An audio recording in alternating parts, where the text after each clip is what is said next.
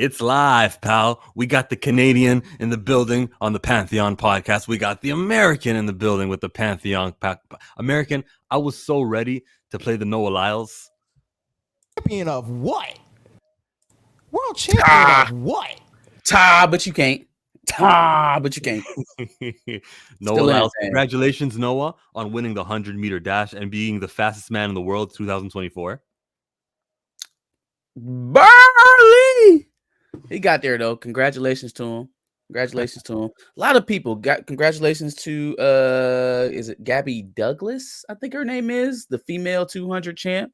She won. I think the women 4x1 team is headed to the finals. The Jamaican men didn't even make it. They didn't even beat China. So womp there. Men are in the finals as well. Yeah, Noah Lyles is the only one that was kind of tripping up there. He kind of blew a tire there at the end of the 200. Marcus remembers, bro. Andre, I know you were there like a year ago when he gave Noah Lyles the L because they do the thing on W's and L's. Yeah, he never forgot. That's he deserves. That's he deserved. But in any case, I hadn't realized that he had talked all that good cash that he was talking back then at this Olympics still. Until today, until they showed up all his stuff that he was talking before. Apparently, he caught COVID at the end of the 200, where he was, on the side of the track having palpitations. Was he caught COVID? What does that mean? Well, because when he was winning the 100, there was nothing about Noah Lyles and COVID. Matter of fact, when he was doing his dance routine before he got into the blocks for the 200, it just didn't seem like he had COVID. It was only after he was thoroughly beaten and exhausted, which, hey, listen, I can understand why you're exhausted. My man has competed in 3 different events at the Olympics in multiple heats. So, like, I get it. I can understand why you not. But you was walking around like you had that S on your chest, like you was Superman. You know what I'm saying? And you gotta follow that through. You gotta prove that. I think he's going to get the last laugh. I think if Team USA does not win against France in the finals, he's going to be on another podium somewhere going, world champion of what? And he'll be right. Oh, no. I believe you. Like, once he wins, he's going to start talking shit again. So if he gets back up and he win the 4x1 final, then yeah, he'll definitely be talking big cash for sure. And I will be tweeting that clip out, trying to get the most out of it. So let's begin with one topic here, which is comic book oriented. It is about Colin Kaepernick. This actually shouldn't be the tweet. The announcement of Lumi from yesterday. So NFL quarterback Colin Kaepernick raises a $4 million. One second. Planet Fanatic says he's going to be here soon. He's on his way. 10 minutes. He'll be here. Colin Kaepernick's former NFL quarterback has raised, $4 million in investments for Lumi, a new AI-based platform for publishing comics. He raised $4 million for Lumi, AI platform, a revolution in comic book creation and publishing. Lumi empowers creators with tools to independently create, publish, and merchandise digital and physical comics. Venture capital firms and notable angel investors backed Lumi, highlighting its potential to democratize storytelling, addressing industry barriers. Lumi aims to provide financial stability and creative control for comic book creators. So far, so good. It sounds all right. Oh, they even got Chameleonaire. This guy's famous for investing. Nice. Okay. It sounds cool until I don't want to gotcha you, Marcus, but it seems like you're for it. It sounds like you were supportive of it for a second. Mm-hmm. I just want to say, when artificial intelligence creates art, and this is my problem, what they're using is already established art from the internet, from sites like Marvel Unlimited, or these guys who actually try hard to make art, and then the computer uses work, and these creators don't get paid for it. The way, if you say, I want to have a wavy, funky art of a surfboard, so maybe I'm misunderstanding what this does, because I thought this was just more of a publishing and distributing platform. So they're actually going to be using this to create the content. They're going to be creating the content with the AI. Is that right? Yes, and they're wording it as, you could just be a writer, and you're not too good at the art side. Don't worry, we got you covered. I'm going, Or no. vice versa. If you're very good with illustration and you don't necessarily have the storytelling, you can use it as a I guess I don't necessarily hate it as a supplement. It does take something away from what you're saying as well, with it basically having to use other people's artwork to get a gauge or an idea of what to produce, which is essentially plagiarism. But also from the standpoint of, I think if it gets to the point where you are totally like from start to finish, which it wouldn't take very long for people to actually do this, but start to finish creating comic books with AI because it's easy. Well, the first one that hits is going to damage the entire market, because now everybody's going to be making makeshift comic books from AI that all kind of sound the same. Now, the potential I think that it has in this is to create a sub market to the big two, a actual sub market, not just manga, not the independent comics of today, which are still beholden to all comic book shops that are beholden to the big two, right?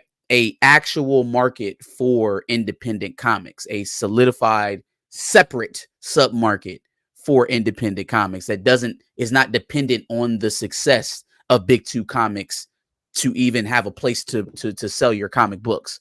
So that having a sort of marketplace that is not beholden to how well Marvel or DC is doing or Dark Horse is doing or whoever else is a good thing.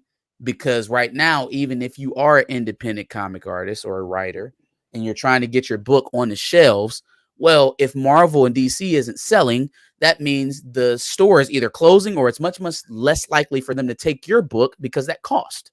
Right. You're taking up a spot on the shelf that they need to be making money on. So I like that it does kind of open up a marketplace, and it does seem like it could be a helpful tool. I just wouldn't like it to get to the point where it can create the entire story. I like it more of as a utility as opposed to a means to an end. My only issue is that it scans the internet for established artwork from guys like Terry Dodson and Ed McGuinness and Javier Garan, and they're not getting paid. If there was a way where you can get them a cut, like that would be a thing. I had this idea for YouTube. Go Go ahead. I'll hold my thought. Go ahead. I was just gonna say, so how do you quantify that as that they need to be paid for that? Because let's just say, like, me and you are comic book heads. We watch all of those creators. We read their stuff. We look at their artwork, right? And if we were to become illustrators, or we were illustrators, we would base our work off of what we've seen from those artists, which is essentially what you're asking the AI to do. Take the things that you've seen and that you've been able to experience and create something based off of it. So is it only plagiaristic when AI does it? Because that's essentially what humans do. The last Phoenix issue #1, Jean Grey's book, the artist copied some stuff that was used from, who was it? From Assad Ribbit? No. Olivier Copiel or Oliver Copiel. Someone in the comments will know who I'm talking about. But a guy did that, and he was scolded, and Twitter drug him in the mud because he was doing frame by frame the same sort of faces that Olivier Copier, that guy, was doing. So yeah, we do shun people already for using other people's artwork. When it's a 1-to-1, when it's a 1-to-1, I think that is something that can be fixed, though, to make it sure that it's not, especially when we're talking about a computer code, you could make it so that it doesn't give you an exact replica of something. But when it's just inspired, when it roughly kind of resembles a concept or a costume or a setting, what makes that plagiarism for the AI, but not necessarily that way if it's a human? Like, yeah, if you're just going to sit up there and copy the entire thing stitch for stitch, well then, yeah, whether a computer or a man, you're going to get called out for that. It's I guess the way that we're kind of identifying how the computer is collecting its info, it's not all that different from how human beings do it, or how they come up with their own style. It's not all that. It's never going to be truly creative because it's not human, right? It's not creating anything. It's actually just randomizing.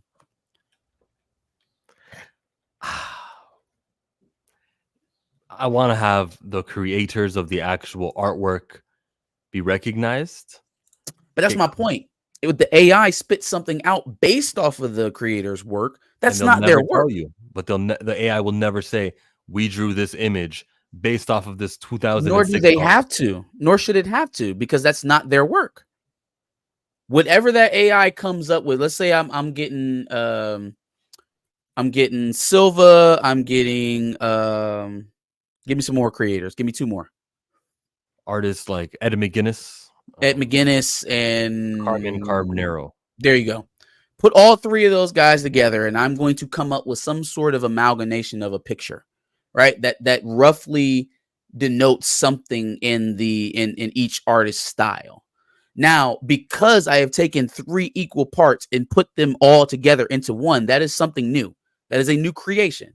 Whether you can recognize something in there that is familiar or maybe is accredited to another artist is one thing. But the fact that you have taken 3 equal parts of 3 separate artists and made something out of it, that makes it new. I don't think that they necessarily have to be paid for that. Because a human being could do that. And the human being would be compensated. The computer doesn't have a moral compass. In this comment, you're telling me that it is immoral to do what I don't think it is, though, because we literally do that all the time. According to our latest rap beef, maybe it isn't all that great when you just kind of take things from other people and just add them to your repertoire endlessly. But in the age of comic books, where everybody copies the same shit over and over again, this is not an unfamiliar concept. The AI is sampling just like producers. Yeah, thank you. What becomes the difference there in that? Because remember when because you have to have it clear and you have to pay that person. Okay, yeah, that makes sense. But again, no. Well, so there are ways around that, though. If you change the song, if you change a certain chord pattern, if you change a certain beat pattern, if you change an overlay, it becomes a different song. Quick case in point: Kanye West on the first Vultures album, right? He had that whole hang up with Ozzy Osbourne over the Iron Man sample that he wanted to get on there. Okay, so he flips it, reverbs it, changes it a little bit. It still sounds like Iron Man, but it's not the exact sample, so he doesn't have to pay Ozzy Osbourne shit because now it is something new. And I think that's gibberish. Now I don't hear it because I don't think I know what you're talking about, so I can't hear it in my mind. But the way you explained it sounds like some weaselly ass stuff to get away from paying the actual creator. It's copyright law, right? Like if I take your work and I materially change it, it's what we do on YouTube too. We do reviews for shows. If we have clips in there, we're able to review it for that sake. Or if we're making a parody of a show or something like that for that sake. Fair use, right? We're not passing it off as an original comic. What is the fair use in comic books, though? What's the fair use? What am I actually able to do? The guys who Colin Kaepernick are funding, it's called Loomer, whatever it was called. No. I mean, in terms of the AI using that work to create something else, how is that not fair use? Because it's making their own comic book. Like if you were making commentary on a comic book or something else, that's what it is. But you're gonna go sell a comic book based off of comic book artists or people who've put art on the computers on the internet, and the computers just scan them. That's look. We have a moral disagreement. It's cool. Do we agree that we can work on, like, if AI copies an artist, 10% of its art is from this artist, shouldn't that artist get 10% of the compensation? 10%? If 10% is how much you copied from the guy, give him a little bit of compensation.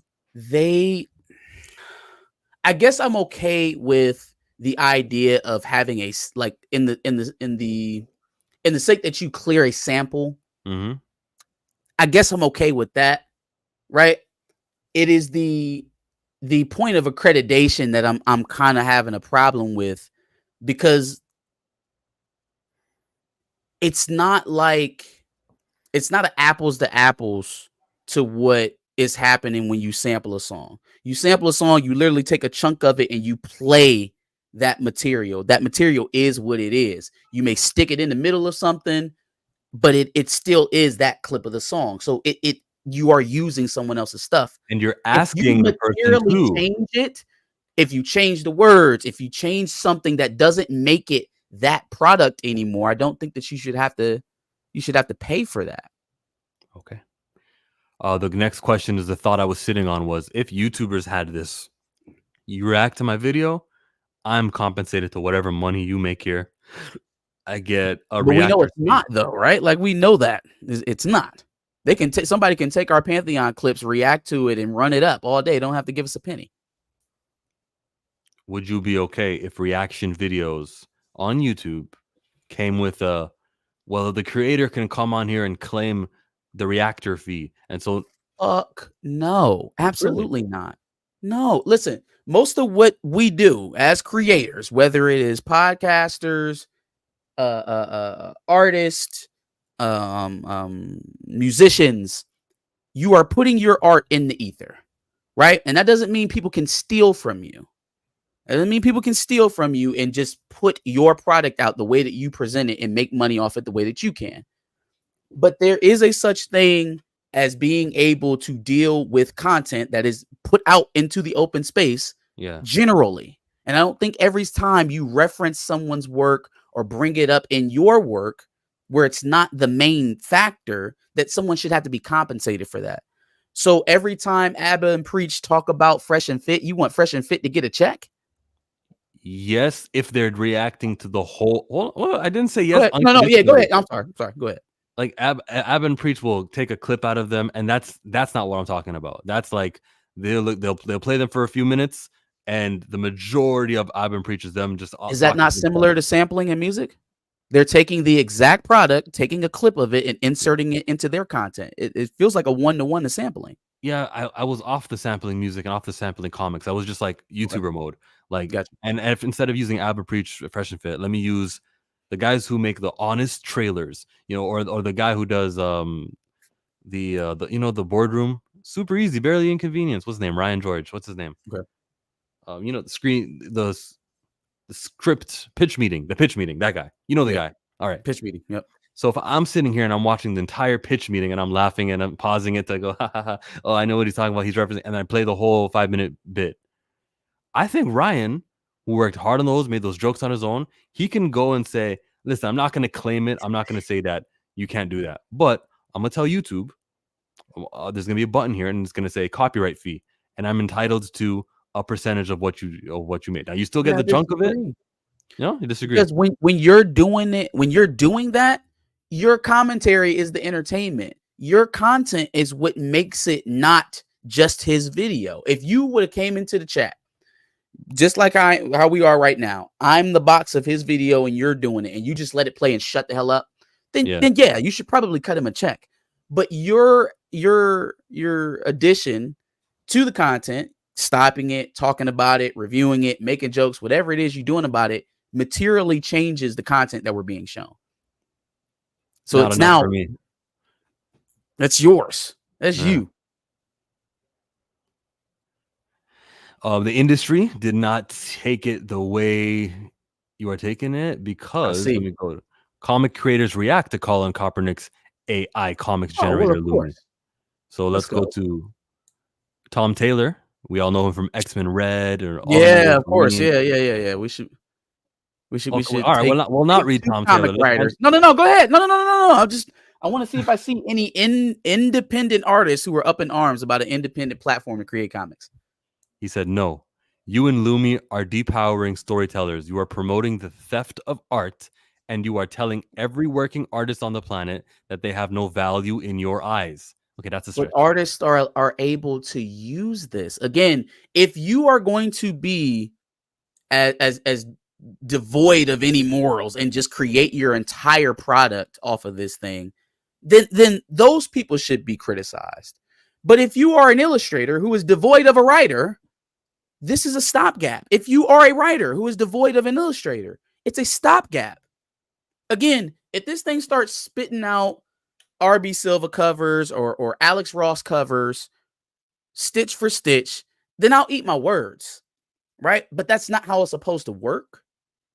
And so to that interest, This is supposed to be a tool for writers. Now, I don't think it's surprising that it's a big two comic writer who has a problem with this, because this directly affects his bottom line, not people who are writing mangas, not people who are writing independent comics. This is in Tom King's wheelhouse, There's other smaller writers. Jordan Wright or whoever, right? This is not Cheryl Lynn Eaton. That's a Marvel writer. She's currently writing something. She was, yes, but she just started with Marvel. She did the Blood Hunt with Black Panther for 3 issues. If you think that, it's surprised to me that Cheryl Lynn Eaton would have a problem with what's going on here. If you think Black artists are going to support AI robbing them, again, this automatic assumption that artists or writers won't use this, they will only get stolen from this. It feels like propaganda. It feels like fear mongering. Hey, y'all, don't use that shit over there because it's going to mess all of us up. And common sense would tell you that can't be true. It's only going to mess up the people with the big ass banners by their names who control the entire market currently. It's only a problem for the people who are currently bogarting the market. You know, this could be a hit. Maybe DC and Marvel sent a little mass email. Hey, guys, shit on Colin Kaepernick. And that's why everyone had something to say on Twitter. I've seen WWE do it. And that is not very far-fetched at all. It's not very far-fetched. So I'll have to look for an independent like Seth MacFarlane. Did I say Seth MacFarlane? That's not his name. Seth. No, it's not. It's Rob McFarlane. Who's the Spawn guy? Todd McFarlane. There we go. Oh. Anyways, man, that was that. Let's moving on up to long ass 10 minutes, Darius. Yeah, Darius supposed to be here. That thing out as long as I could. Golly. He's driving like. I got it. It's all right. Sorry. Oh shit! D23 predictions is next. Listen, we know what the Prime convention is because we got no new shows announced and no new movies announced at the last convention at Comic-Con. All we got was we changed the title of Avengers. It's Doom. And Robert Downey Jr. Oh, we got Thunderbolts. They did talk about Thunderbolts a little bit. We already knew about it. As far as like newly announced, the slate looked the same as it always looked after the convention. They didn't say there was a new show. The last time we had a new show announced was Daredevil. Young Avengers always well, I guess we knew about it, but it just wasn't. Did they say anything about Young Avengers? It was not announced. Okay. I actually heard some of the people on YouTube say that Young Avengers was canceled and all of the guys who were not white males are canceled. If it's male and it's pale, then it's stale. Did you know that? That's what they were saying in the office. That's what's going on. I thought they were going in the opposite. I thought they were firing and now Marvel's going in the opposite, but Lucasfilm is continuing to be on their way. Oh, okay. That was Lucasfilm's edict. I got you. So yeah, I expect to see, like you said, I expect to see a lot more reveals. Maybe not fireworks like we saw in Hall H, but there definitely will be more information coming out of D23. They'll acknowledge Wonder Man. Yeah, Wonder Man will probably come out. They'll probably kick us some Agatha footage since that's the next show coming up. Lucasfilm is the one I'm looking at here, though. Like, I feel like Marvel kind of gave us our mic drop moment. Lucasfilm has been really quiet since their last Investor Day, or not Investor Day, their last D23 when they brought Daisy Ridley out. That was Star Wars Celebration. Was that? Yeah. Star Wars Celebration is in like June, isn't it? It was in April of 2023 in London. April. Jesus Christ. And Daisy Ridley just came out. She's got something called Graves' disease. I don't know what that is, but she's got Graves' disease. And it sounds bad. It's called Graves' disease. But yeah, Daisy Ridley she may just be out. Chill, who was that woman on your shirt? This is a Mercedes Moné. She wrestles.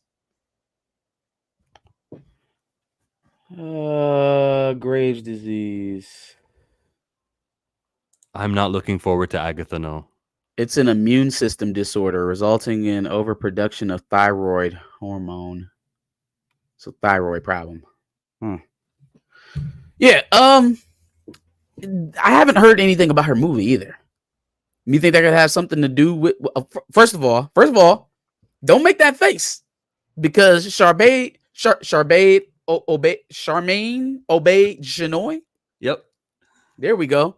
She's very excited, and she's still, talking about making men uncomfortable. So she still thinks it's happening. And Kathleen Kennedy, she don't want to retire until she gets her W. Yeah, I saw that. She gets her Lucasfilm win. I mean, if you don't take Force Awakens and go on somewhere, like that's your dub. Force Awakens, you got it.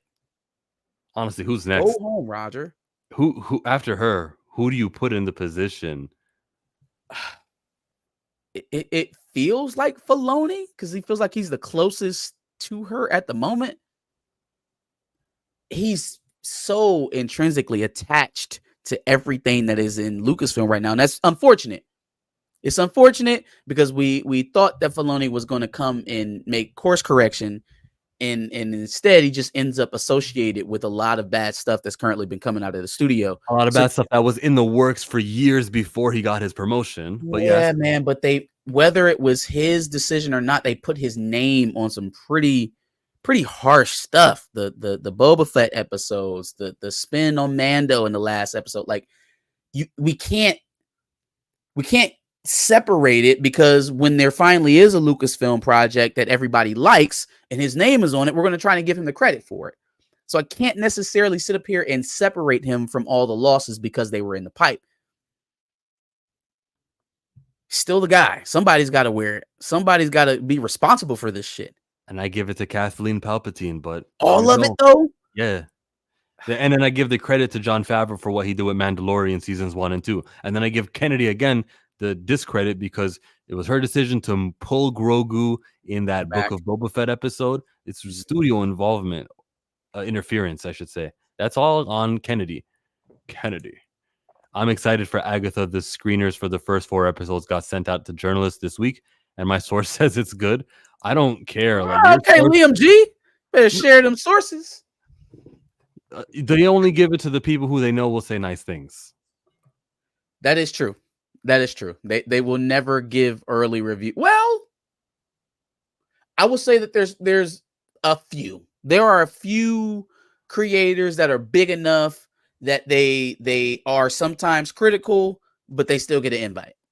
So, but it's very few and far in between. Like if you are talking about Marvel honestly these days, you're probably not getting them reviews. So Chris Gore says that Marvel has quit or fired, or their contracts have expired for every staff who was, quote, the word that they like to call woke, which I know Marvel hasn't been woke at all, but they're saying that the woke writers are gone. Yeah, we're going to get all white males, whoop-de-doo. I kind of want Marvel to announce at D23, there's not going to be a woman-led movie. There's not going to be a movie where someone isn't white. Just give me 3 announcements, because I want them, the people of colorless, to be happy. It's a business. Let them go. All Marvel's changing things.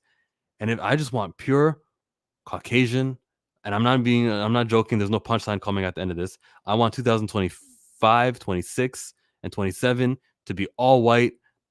Let's get the numbers back up. I need Marvel back up. And then in 2028, give me Black Panther 3 with T'Challa recast.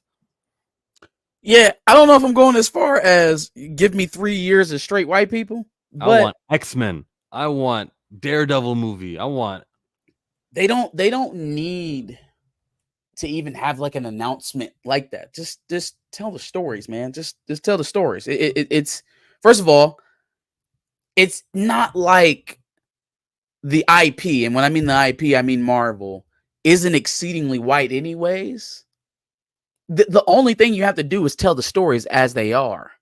And that's kind of the mystifying thing about all of this, is that they, Iger, Feige, you can throw Kathleen Kennedy in there too if you want to, but they have set themselves squarely into this position.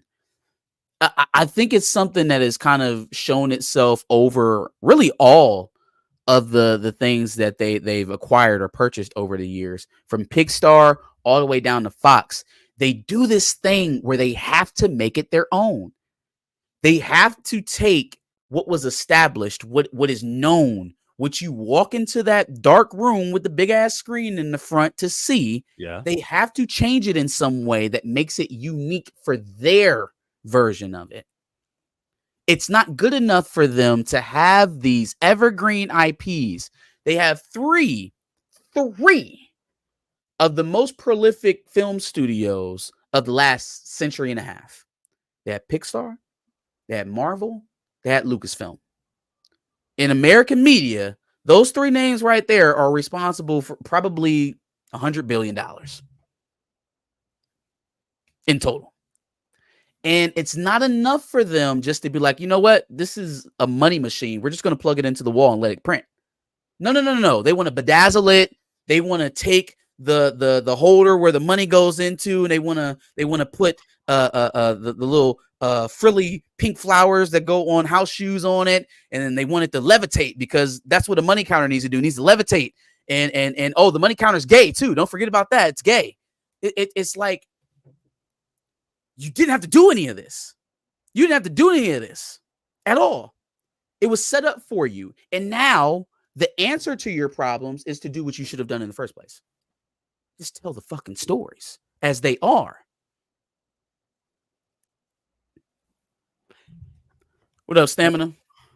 What they did do, which would be change the stories and make changes in castings, and what they did do was destructive. And they did this in white movies. Thor, Love and Thunder. They had to get that female representation in there, or wasn't enough. Or Black Panther. Jane Foster was already there in 2 Thor movies. Like Jane Foster being present wasn't the problem. The movie was shit. No, I think this definitely took scenes with her having to be a superhero. That definitely took scenes. I think it would have been perfectly fine for you to have a redemption arc with Jane and Thor if you had an adult writing the story. But Taika Waititi thinks it's funny to have like a throuple with a hammer and a grown woman. It's just not it just didn't work. They weren't focused on the right things. They didn't build up the villain correctly. That's all writing. Darius jumps in like, did somebody say throuple? Here I am. What is going on? We were just predicting our D23, and I said, and I seriously said it, you better announce new movies that are all white and they're men. Let's shut these guys up. Let's get the Marvels back, and then we can start getting Black Panther. Then we can start getting Blue Marvel. Have the conversations for some of the tradition. Just give me X-Men, and give me what's the other team that could be mixed? Just give me X-Men. Period. You know, it's funny though. We didn't start like that though. Like, I mean, Iron Man at least had Rhodey in it. At least had Terrence Howard in there. He was the second billing on the movie. But very much a supporting character. So you're saying you only want to see black people for this next phase in supporting characters so we can start making money again? No, I don't, because I don't value supporting characters. I don't think it's like, oh, right. good. You don't even want to see black people in supporting roles. So where are we going with this? We don't have to do this. I'm just commenting on the leads. Bend over for this. I'm just saying keep the leads. Don't have the supporting characters overshadow or again. I'm in this movie now too. Now that I'm with. That's what I was saying. Tell the stories how they are. We don't need Falcon Jr. And how are they? And how are they, Marcus? You said how they are. They're white stories. Well, not every story in Marvel is a white story though. I mean, if you're gonna do a movie, like you're not gonna do a movie for everybody. But if you're gonna do a movie about a story, it'd be Doctor Strange or Thor.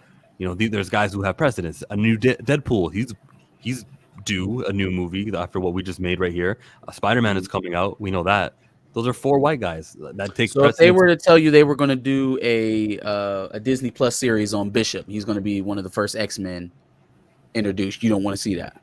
Yeah, I would call out how it's a Disney Plus show and they didn't put it on movie quality. Well, but I don't think Bishop deserves a movie all by himself, even as a black character. But I'm just saying, like, if there is a story to be told about a black side character that can be told adequately, that is not, hey, go replace Captain America. Hey, go be female Black Panther. Hey, go be T'Challa's bastard child. It is a character that we know in a role that's familiar that's written and shown well. You don't want to see that for the sake of making white people comfortable so we can make money again. No. The fear, if we just forget about white people comfortability, the fear for me would be them doing Bishop gets to allow them to say, we're doing enough black guys. We're doing enough black. And I'm going, no, you're doing a TV show. Doing enough black. They already think they're doing enough black, and we don't have a series that highlights Bishop as one of the only X-Men in the MCU right now. So if they thought that they were doing enough black, hold on, let me agree with you. Let me agree with you. You said they already think we're doing enough black. Yeah. Yes. The word is representation. It's not get cast. It's representation. They're not fulfilling representation, but they're definitely fulfilling. Right, but you just advocated for us not to be represented so that we can get back to the money, which I feel like is a misnomer. You don't need to only show white people to get back to the money. You need to put everybody back into the position that makes sense. Right. And that doesn't preclude you from telling a female story. That doesn't preclude you from telling a minority story. You just have to tell these stories in the way that people want to consume them. So when they see a Captain America story, they want to see Steve Rogers. Duh. When they see a Black Panther story, they want to see T'Challa. Right. They don't want, when they see an Avengers movie, they don't want it to be 3 young preteens that they didn't give a shit about any of their shows when they were on TV anyways. That's the type of stuff I'm saying that they need to get away from. That doesn't necessarily mean that you can't have colored faces. You just need to get back to basics, because when we were seeing them in phase 1, phase 2, even phase 3, the wokey, oh my God, where are the white people crowd were very niche, and they were weirdos online. Now they have millions of followers because Disney decided they were proven right, because there really is because they were proven correct. There really is a left versus right battle. There really is about to be a whole bunch of what's the word when they go to court and they find out that, is it called discovery? There's going to be a whole lot of that lawsuit. With Gina Carano's Lucasfilm lawsuit. So I think that everyone's going to be proven correct, and it's going to be maddening to go, wow, those hyper YouTube channels were actually telling the truth. There really is these activists. Yes and no, because the problem with those channels, which they'll go unnamed here, is that the identifying of the shows that they didn't like lining up with the correct criticisms, I feel like was circumstantial. So when they saw in Ahsoka, Nick Fury, no, not Ahsoka, Obi-Wan Kenobi, Reva, what was she? She was a former Jedi Padawan, Inquisitor. She was an Inquisitor. So when they seen a Black female Inquisitor, yes, right, they knew from that moment, the moment they seen Moses Ingram, it was going to get criticized. The only thing that they needed to do was sit and watch everybody else talk about it online, so that they can have some valid critiques to line up with her blackness. It was going to be over, period. They had valid. I don't like how Lucasfilm assisted them by making her able to be stabbed by Vader twice and survive. That's fine, but you realize that most of the shit that you hated about Reva wasn't on Moses Ingram. It was never on Moses. It wasn't on Moses Ingram. It was always on Lucasfilm. Yeah, my thing with I almost called them out. Anyways, them folks over there is that they can't critique the stuff without mentioning the race of the person they're critiquing. They can't critique the stuff without saying woke 15,000 times. They can't critique the stuff without proving Lucasfilm right, that they're misogynist, racist, and jump on any opportunity that they have to criticize projects that put females or minorities at the forefront. It would be something if they had Black shows that they liked. It would be something if there were female-led projects that didn't come out in the fucking 70s that they cared about, right? But when everything that's not straight Protestant white male is woke, I can't do that. I can't do that. That's low-level thinking. You are flattening everything out to surface-level thought so that you can garner engagement. Everything either sucks or it's good because of who's headlining. Right. Not because of what's written, not because of how they performed, but because of their skin color or their private parts. And I know that's kind that. of what I get off of. And I know that, and I'm thinking on a higher level, but there's too many people being caught in the net.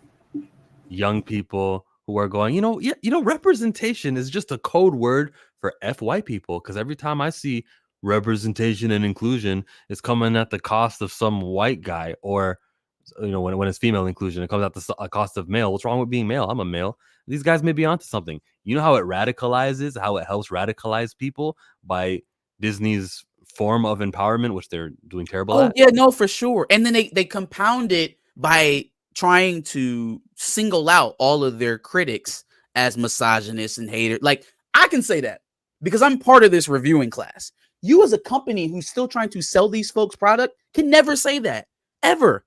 It is the damnedest thing. They get in these interviews with these trades that they own, and they think they're invincible. So I can just say whatever I want, and then that person's going to come back and give me their money when I put up my product. What world are you living in? I'm saying let's cut it out. Give those people what they want, which is some white led films. And I won't. It's Marvel. Marvel does have white leads anyways. And then when we get to 2027, then I can get my Blade and I can get my Black Panther. And I'm not looking for TV show representation. I'm looking for a $200 million film budget, posters all over the world, top of the tier, top of the line, most you can provide representation. Yeah. Again, they're giving you that. Go ahead. They're going to give you that with Armor Wars. Okay, Darius. They're gonna give you that with Armor Wars, and they're gonna give you that with Brave New World. Okay. That's your. Anyways, so yeah, you asked for. That's what it is. No, where it is. And they think that doing those is enough. They think this is representation. I recognize the temporary status of Falcon's Captain Americaness, the temporary Wonder Man Simon Williams. It's a white guy. We know it's a white guy. It'll return to being a white guy, just like Human Torch when Michael B. Jordan played him. It's a white guy. So I don't see it, but they think, look at us, man. Representation. Look how simple the fixes are, though. Look how simple the fixes are. So even though he's rented out half the cast to the Hulk in his Rose Gallery, right? Even though he's rented it out, think about how much better we, just here on this panel, would receive this movie if this was Falcon, Brave New World. Yeah. Like, just keep everything the same. Concept. He's still going to fight. Who's he fighting? The Cobra, not Cobra, fucking Snake Society or some shit like that. Serpent Society. Still fighting the Serpent Society. We still got Thunderbolt Ross. We still got I don't know who else is going to be in this movie. A lot of other people. Everything is the same. It's just not a Captain America movie. We're just going to call him the character we introduced him as, Falcon. Think about night and day difference. Night and day difference. Simon Williams, Wonder Man. What if Wonder Man wasn't Wonder Man and he was Wonder Man? What if we just cast Joe from You to play Simon Williams and we roll with it? Now we're excited, right? Now we want to watch that. Now I actually want to see the love triangle between Vision and Simon Williams. I want to see Scarlet Witch come back, and I will sit up here and watch Wonder Man or Wonder Man at that point to get all the pieces, and I'll theorize, and I will review, and I'll geek out. They keep wanting to give us stuff the way that they want to give it instead of giving it to it the way we're asking for it.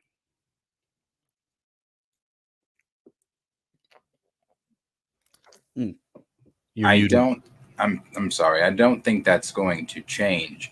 The reason I don't think that's going to change is because, and I was going to save this, what I'm going to save for a video, but I'll still say it in that video. Kevin Feige sat up there in these interviews that he did before Deadpool and Wolverine and flat out got asked about two major things. One, got asked about Kang, didn't address it at all, said that I'm going to ignore it, blah, blah, blah, skip over it. Okay. Then when he got asked about Blade, was, saying that, we still have so much faith in it, and we're just as frustrated as the fans, and blah, blah, blah, blah, blah, and everything like that. Kevin said the new? Oh yeah, this is recorded, brother. This ain't just Variety typing up the words. These are, I heard it from the man's mouth. And the plethora of interviews he did that week before Deadpool and Wolverine. Yeah, no, he was saying how it is it's still top priority for them. They don't want to release it until it is absolutely perfect. They've got a writer on it already. He's kind of seen the writing on it. Yeah, brother, look this up. He's already seen the writing on it, and he likes what he has seen so far. To this week, saying the film is in limbo. So no, it's like I've said before, and we've all said before. Obviously, Black stories or just representation in general are not top priority for Marvel Studios. That $1.3 billion was not expected. That wasn't expected from Black Panther.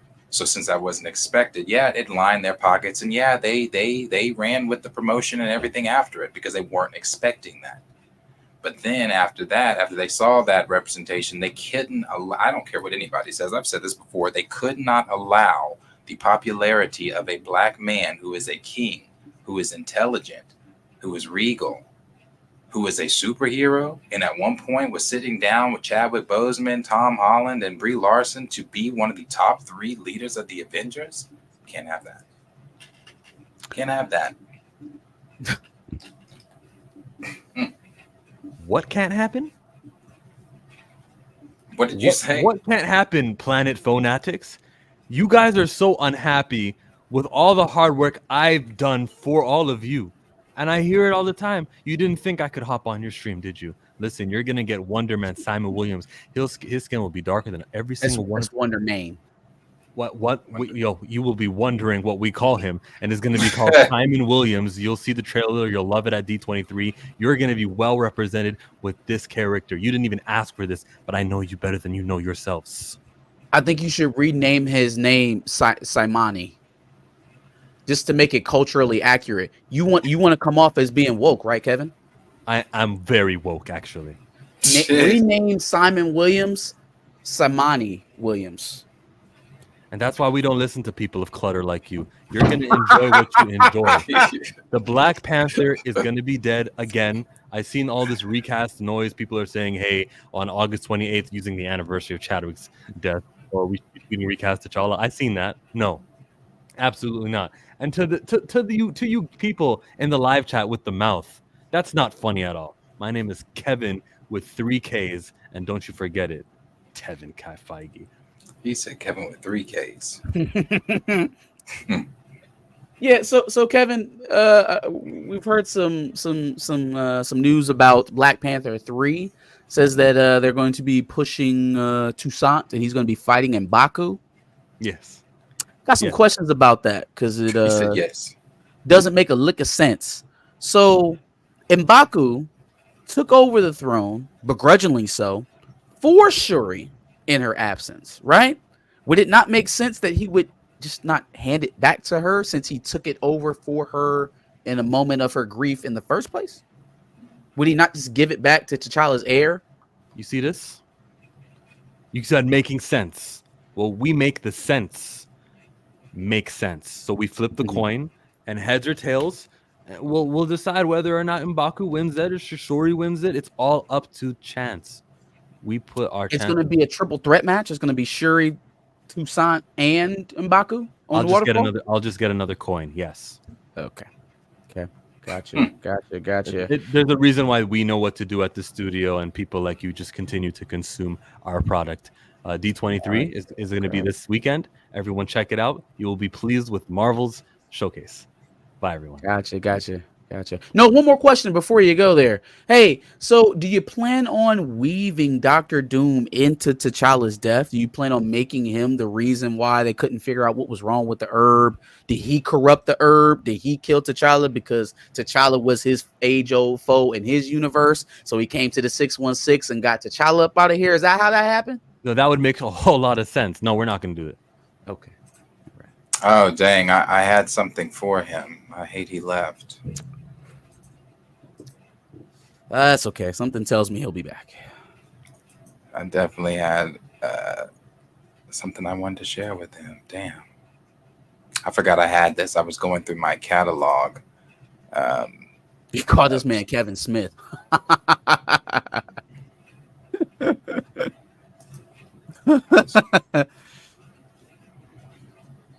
Yeah. Oh, that was going to be you. specifically. Fuck you. Is that the Loki font? Oh, it is. Hold on. Have you not seen this? I've had this since That's Loki. hilarious. Wait, why is this not working? What the fuck? What are we looking at? Well, I don't fucking know now. I had something for. You're gonna give him the F you to Feige Mm-hmm. with the Loki font. Hold on. Why that shit not working? That's crazy that that's not playing right there. That should be playing. That's okay. I'm gonna get it up for y'all so y'all can see. But yeah, no, go continue on. It's coming. What Wonder Man will finally be recognized because no one really at Marvel has talked about it yet. That will be recognized, and then Of course, they're going to talk about Wonder Man. we might get a new show that's announced that we haven't even thought about yet, and then one of the films in between Secret Wars and Avengers Doomsday, one of the films in that's maybe announced also because we just have empty slates. We know there will be films there between those 2 years. We When just is don't know when. Thunderbolts supposed to come out? That seems like a Thunderbolts-esque type movie. Thunderbolts is Next year. happening before Avengers Doomsday. It'll be in 2025. Thunderbolts need honestly something just to- needs to be aggressively okay. I don't feel like Thunderbolts has to wow anybody. I don't feel like it needs to add to the multi. It just needs to be a fun film. Honestly, Darius, if Thunderbolts is okay, it makes $300 million. I don't. If it's okay, it makes $300 million. Ant-Man makes 400 just million needs- in February. Yeah. Thunderbolts will make 300 million in Yeah, July. for sure. I have no faith in who is the lead of that project. Who's leading it? Which project is that?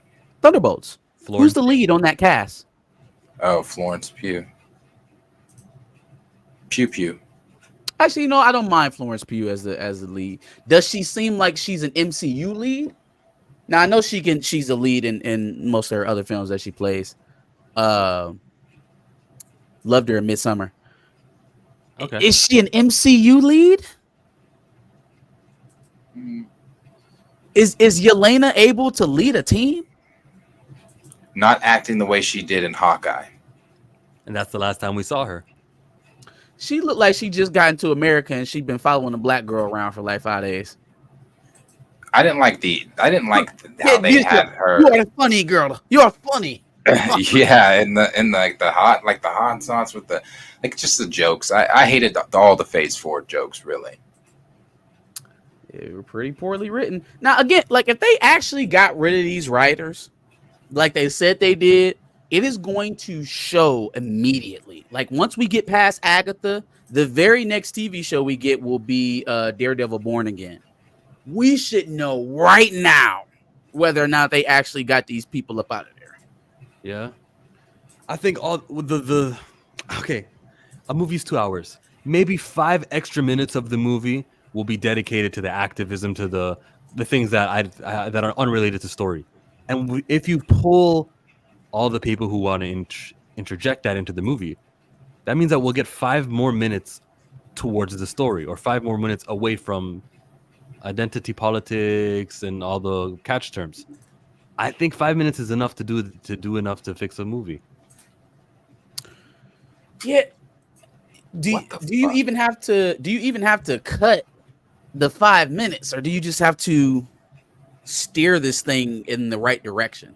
I feel like there are a lot of like social overtones in movies that like we grew up on that we didn't realize were there because it just kind of flowed in the movie, right? Like women taking positions of power, or black people being seen as leaders, and different type of like social messages in these movies that we never really picked up on because they weren't trying to like, here, look at this, look, this is what you believe if you're a good person. Look. They weren't so heavy-handed with the message. That seems to me to be the more of the affliction there, as opposed to, okay, can we say anything about women? Can we say anything about gays? Can we have black people? Because once you start doing that, then you are going to start cutting off your nose to spite your face. You are going to start overcorrecting, I think, if you start eliminating people. Yeah. Yeah. I agree. I anticipate a fun stream next week talking about the Marvel convention, which is D23. And then, of course, Pixar and the other properties that they have. We'll find out about Moana's live action with The Rock, see what he's doing if he's not wrestling anymore. Is anybody excited about the live action Moana from Disney? Ooh, that may be something that we get some on this panel. Yeah. No. I love The Rock. Now I'm a big Dwayne The Rock Johnson fan for sure. And I like Moana. And it's the music. Y'all can't hear it, but it's the music from Loki, the theme song behind it. That's what makes it even funnier. This was a gem of mine during a certain period of time. When I disagree with people, I would share this so quick on Twitter. I forgot I had this. I'm glad I found it. We unlocked the core memory. You did. I'm only 3 episodes into Cape Crusader, Tyrone. I mean, they are changing some stuff.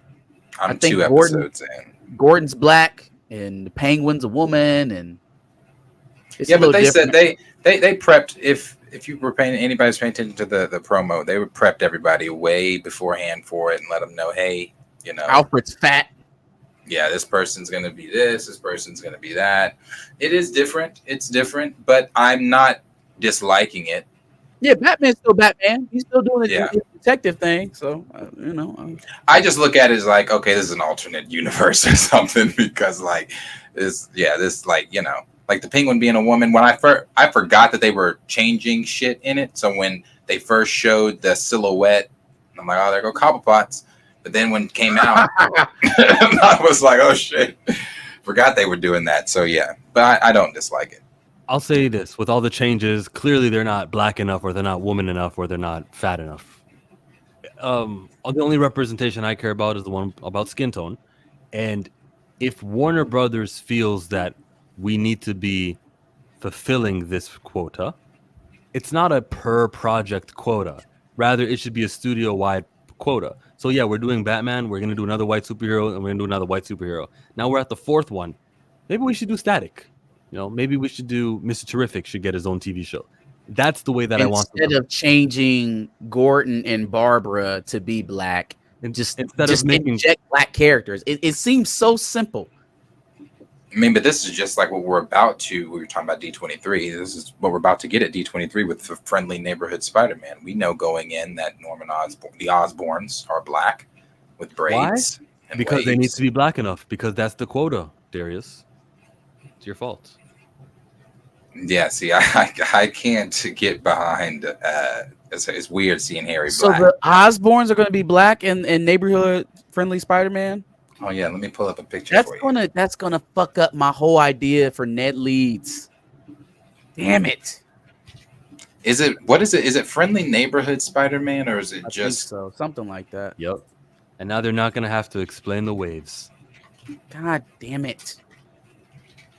Yeah, it's yeah. I wanted Ned Leeds to be Hobgoblin and his uncle to be Norman Osborn. Now it seems like they're probably going to match synergy, and he'll probably end up being black in the movie as well. Yeah, here it is right here. Let me go ahead and share that. I mean, that's what they've been doing so far. They're trying to match synergy with everything. We'll be covering D23 post-event. I don't want to go live. D23 live, yeah, not live. We might be. Planet Fanatics might be. Are y'all? Okay. Yeah, we might be live for it, because I said I was going to be live for what's it called?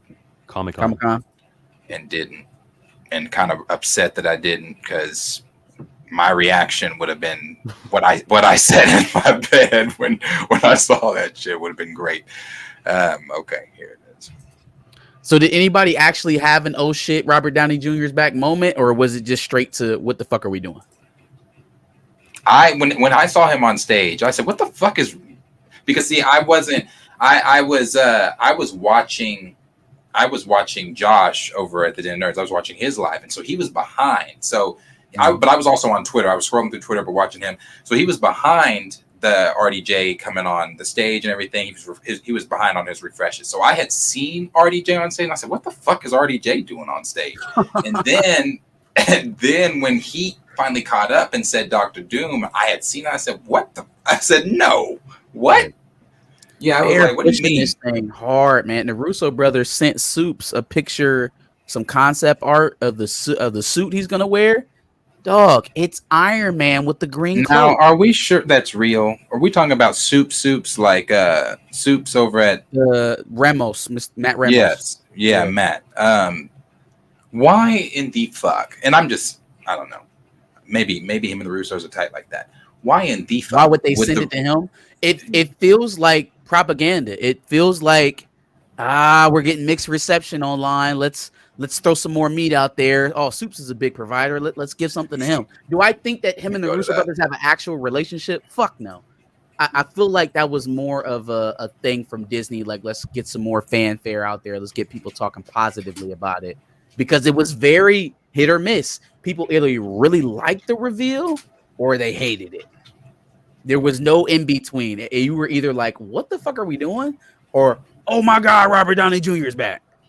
Which I understand both reactions. I get it. That was supposed to work. It was supposed to work. Will it work in movie form? We'll see. It's real because they shared his posts. Who shared his post? Russos. The Russos. Yeah, but the Russos could also be out there trolling. Like, okay, the fans are thinking this. like Kevin Feige. Kevin Feige got out there in all those interviews that he did before Deadpool and Wolverine. He said, I can't wait to see who's directing this next week, or I can't wait to see what movie we're doing this time, or whatever. He did get asked about the Russos, and that's when he said, I can't wait to hear and obviously here they are. But I'm saying, why the fuck would what relationship does Matt Ramos and obviously Soups is big. He has a relationship with the Miami Heat. He has a relationship, he's out there. But what relationship does he have with Marvel Studios where they would allow Matt Ramos to share what Robert Downey Jr.'s Dr. Doom is going to look like before they share? I think it has more to do. I think this is for them. You're viewing it right now as why would he get this? Why would they give him this? They need him in this moment. I don't think the reaction was quite what they wanted from Robert Downey Jr. showing up at Hall H. They wanted either, oh my God, I'm over the moon, or they wanted that like kind of hatred, that active hatred that's going to make you come out and pay for it. What they got was meh. They got middle of the road.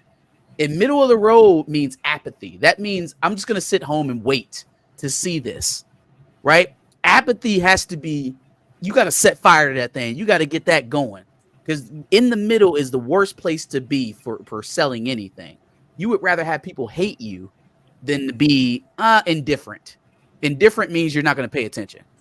Ooh. So I think that they sent it to a big provider or a big content creator to try to push that barometer a little bit further to their side.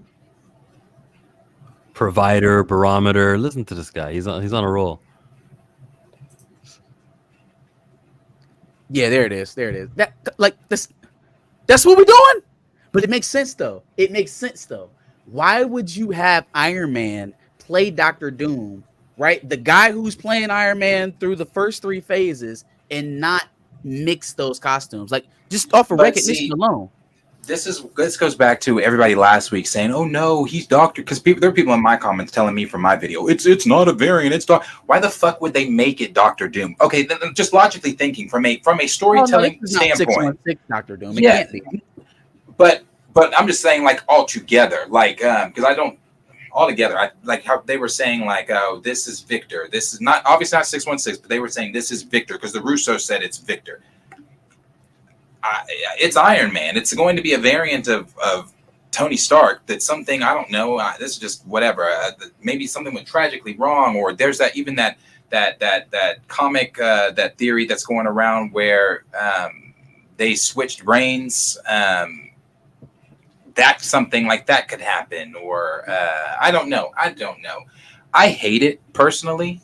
I don't like the fact that it is, because when I'm thinking Dr. Doom, what a way, I'm sorry, I'm about to go on. What a way for you to fuck up your comeback.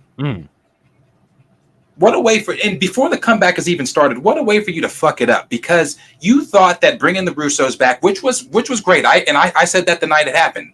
That was the best thing that happened that night. The Russos coming back. That was probably the best move you've made in the decisions you made in your comeback. Bringing RDJ back, great move. Bringing RDJ back as the next supervillain to play Dr. Doom, terrible move.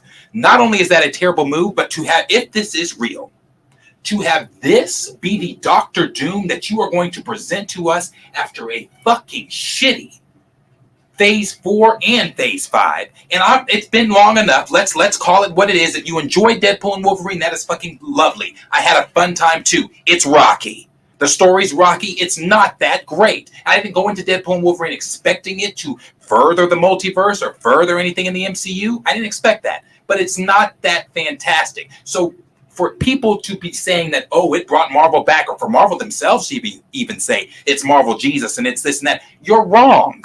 And if this is the direction that you're going, and we're not actually going to get a true form Doctor Doom, a Victor Von Doom, if we're to believe the rumors, he didn't even know the Fantastic Four. If we're to believe the rumors, he doesn't even exist in the Fantastic Four universe. No, this guy's not going to pop up in the Fantastic Four movie? No. He's gonna pop up in the post credit scene, but they don't know a Victor. That's Victor dumb. wasn't with yet. That's what I'm saying. If we're to believe these rumors, grain of salt. I don't know that, but I don't like this. It takes away what you are clipping your greatest villain, your greatest comic book villain. You are clipping him and turning him into Iron Man. This is evil Iron Man. This is not, you throw the green, throw the magic all you want, but if he's in an Iron Man suit with a fucking hood, fail.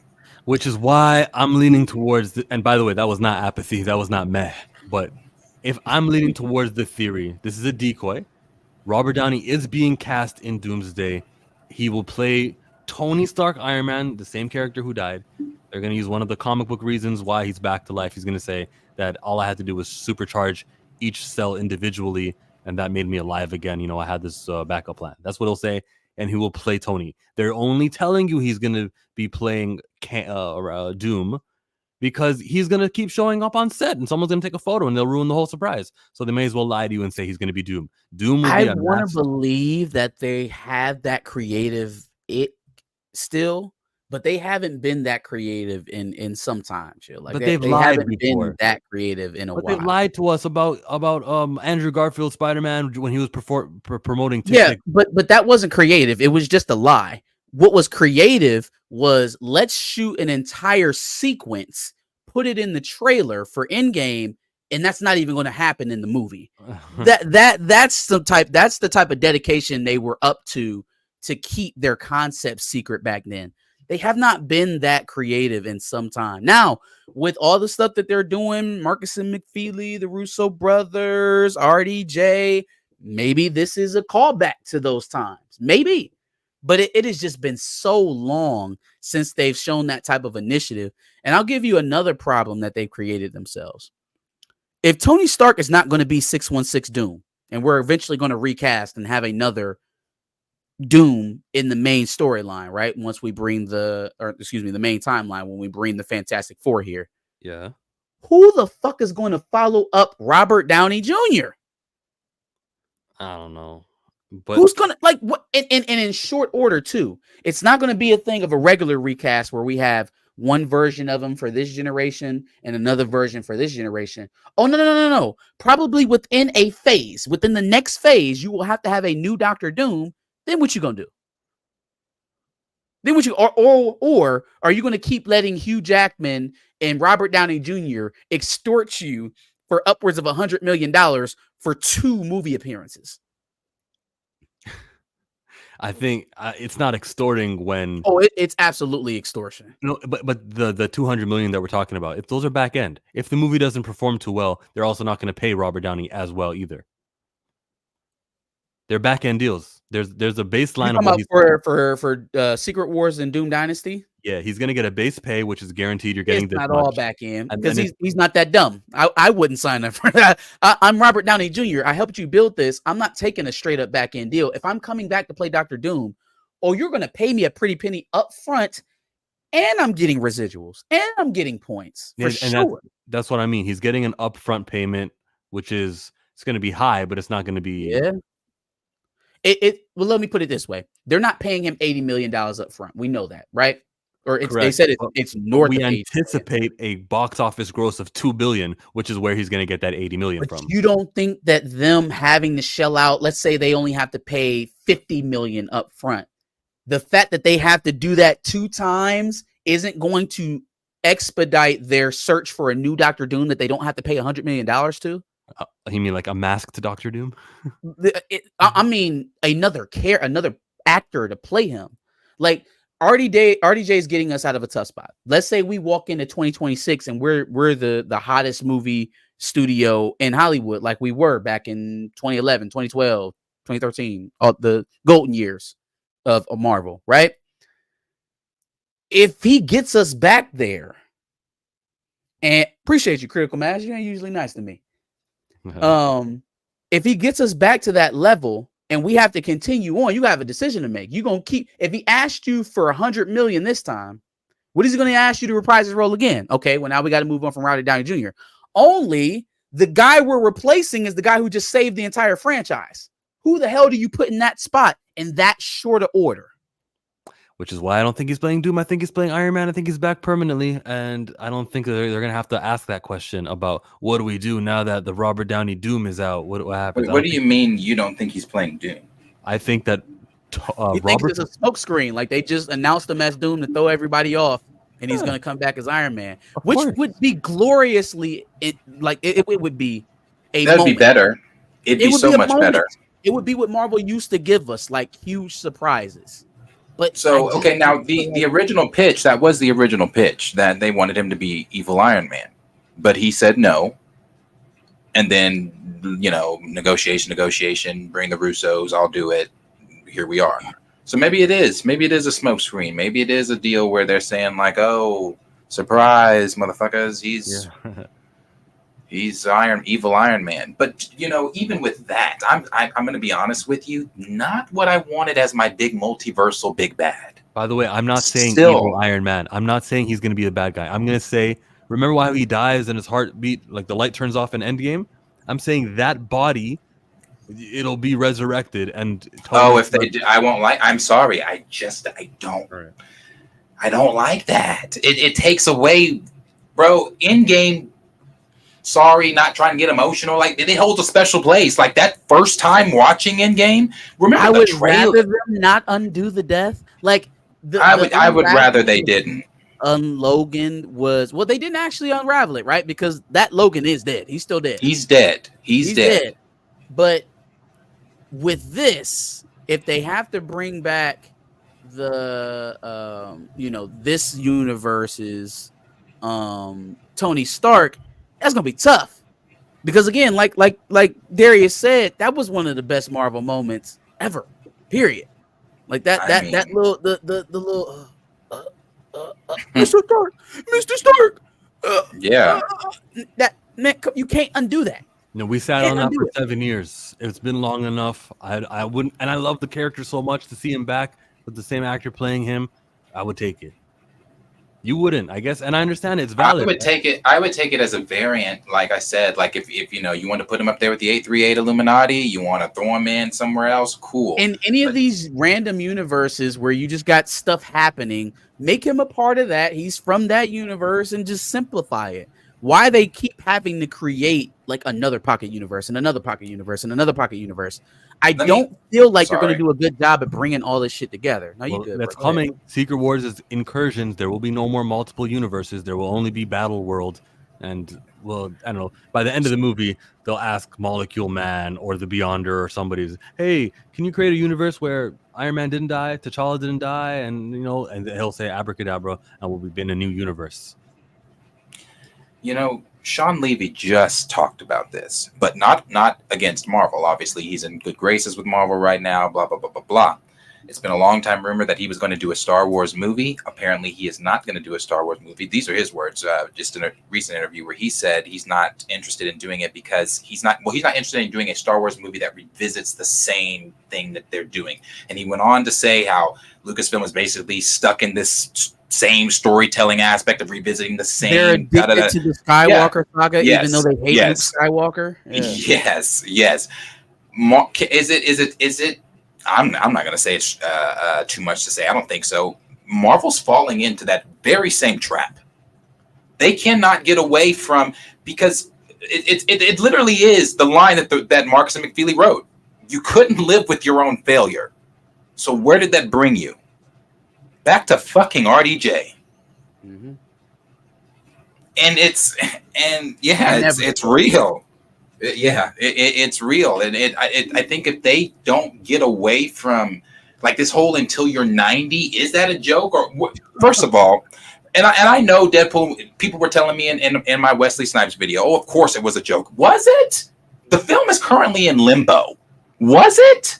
You could edit that joke out. It feels like disrespect. It feels like disrespect. Like, I can't get this movie going. You're sitting over here trying to tell me how you're motivated and you want all this to work out and be patient. And we'll find this, we'll do that.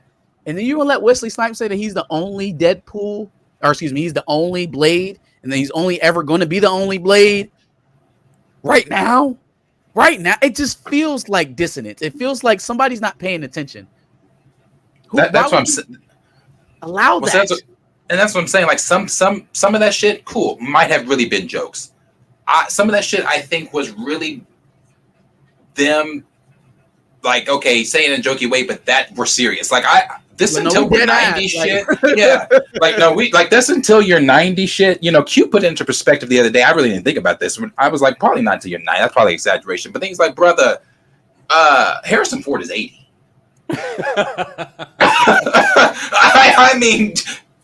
I mean, until you're 90 might not be a joke. I'm serious. And they Kevin Feige character. It's not like he's been playing the character for years and he's just 80 and we don't want to let him go. No.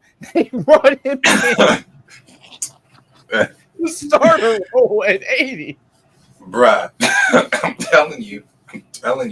I just, they've been singing the praises to Hugh Jackman. Ryan Reynolds talking about nobody else can do it. I'm telling you that I don't expect to see any new faces anytime soon. If you let these guys, if you let them, they will hold these roles forever. They'll keep and them. See this right here is the problem that these fans have with this. It's weird connecting these. The same thing with recast T'Challa. When we're screaming recast T'Challa, it's because we want to see other actors play this role. Obviously, a plethora of other reasons. It's a multi-layered conversation. But this connection, that what they do with Chadwick Boseman and T'Challa is the same thing they do with RDJ, the same thing they do with Hugh Jackman. Oh, nobody else can ever play this role. Nobody. Don't get me wrong. I've said too. Oh, Ryan Reynolds is Deadpool, but that does not mean somebody else can't come in and be Deadpool. I'm not now. You got some motherfucking shoes to fill. But I'm not saying somebody else can't come in and be Deadpool or anything like that. But this attachment, this weird-ass attachment that fans have to this person can't be anybody else. I don't expect to see any new faces. They both share the same affliction. I think the actor and the fans share the same affliction. And somehow, some way, they can feel each other's want. They're feeding into each other. Like, like you said, somebody else should play Deadpool at some point. Do you think Ryan Reynolds wants anybody to put on that suit? I'm sure he does. Once he's done with it, because I remember an interview. I think he said he and Blake Lively would not let him do another Deadpool because it's too time consuming. He's too rich for this. He doesn't need to. So yeah, there will be a point after he's out of his physical. And yet she was in it. Prime. Like there's talk. And then there's what actually happens in practicality. Like her and their children were in the movie. So much for not doing another Deadpool. That's not the same thing. She's mad about how much time it takes away from the family. Them having the family in the movie doesn't contradict that point. That actually makes it better. Yeah, you're right. Them being in the movie kind of fixes the problem of not having family time. So you're right. Yeah, he's like, yeah, come on set. We're gonna get you a cameo. But look how yo, old Ryan Reynolds is. I'm googling his age. 47. Gotta be He's approaching yeah. 50 I was now, gonna say right? he's close 48. to 50. Bro, I think It's starting to show. Deadpool wears so much prosthetics though, and he's always in suit. Like the voice of Ryan Reynolds, this character can live for a really long time. Now that I think of it, so maybe this is a bad example. With Oh Ryan well, Reynolds, no, that's a good point. It is the voice. It's fine. more He's than 50 anything. he's 50 years old, right? At some point, you're gonna want to stop doing the things. Is there a reason why they had to pony up the offer to get Hugh Jackman back? Because you're gonna want to stop doing these things. But at a certain point, it's not going to be up to him whether or not he wants to play it or not. They're going to move on from him. And this idea that like they're starting to push this consciousness of only me. We talked about this a little bit on the pod last week. It's like these guys came up watching John Wayne. They watched Sean Connery. They watched James Dean. They watched these guys act in roles that other men held prior to them, right? Sean Connery. They've watched these guys play repurposed roles. Christopher Reeves, Brandon Roth, Henry Cavill. What is this idea that like only me? I'm going to be Deadpool forever, and Hugh's going to be Wolverine forever, and RDJ is going to be Marvel Jesus, the real Marvel Jesus, and Wesley. This is why when all of those Chadwick Boseman videos was going up, all those recast T'Challa videos was going up, and the people who are making them that were stressing how much of an aberration Chadwick Boseman was in his humility, that he wasn't so self-centered as to put himself in that role in perpetuity forever. It's me. I'm the Black Panther, and no one else will ever come past me. It's been in 1 year. In 1 year, we have gotten Ryan Reynolds, Wesley Snipes, Hugh Jackman, all of them. Guys that Chadwick Boseman probably tried to mirror his career after going left when he go right. I want to be this character forever, where Chadwick Boseman realized that this character means a whole hell of a lot more to a whole hell of a lot more people than just being me forever. He understood it. On the other end, we're getting the Joker movie where Joaquin Phoenix is playing him. Margot Robbie's out for Lady Gaga. So the recasts are happening, and we know David Cornswood is on the horizon. It just goes to show you that everybody doesn't take that attitude. Okay, Everybody white recasts are happening. Yeah, people can't push off that vanity. They can't keep that ego in check. Not everybody. Yeah. Maybe it's not the actor's fault. Maybe it's the studio's fault. The studios decided to do a musical with Joker, and they were forced to do Harley Quinn. And they said, well, it can't be Margot. It's going to be Gaga. It's a studio problem more than it is the actors who don't want to let go problem. Well, but with the Joker, Joker's already been repurposed. There was no chance of Joaquin Phoenix being the Joker. There was no chance of Lady Gaga being the Harley Quinn.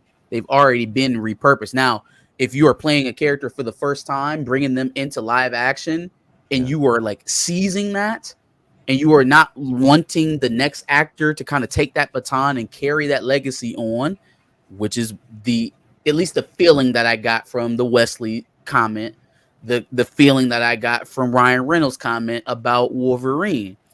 It feels as though you want you and your buddies to sit in these roles forever and it just be them, for people to only think of them when they think of these characters, which is a direct contradiction to what Chadwick Boseman wanted. There's really no if and betweens.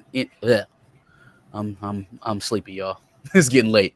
There's no middle ground there. It's either you feel so attached to that role that you feel like it's a part of you and that you wouldn't want to see anyone else in it, or you realize that that role is meant for greater things beyond just you and your career. Mm-hmm. Yeah. No. That is right.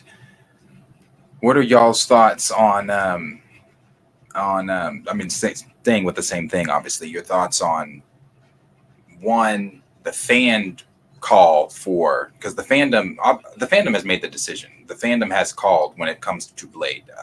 I don't know, everybody, you guys' opinions on it, but the overall fandom, if you were to take a vote, is saying Mahershala Ali who, and we want Wesley Snipes, and just do a Blade, either Blade 4, Blade standalone film, some type of Blade film like that.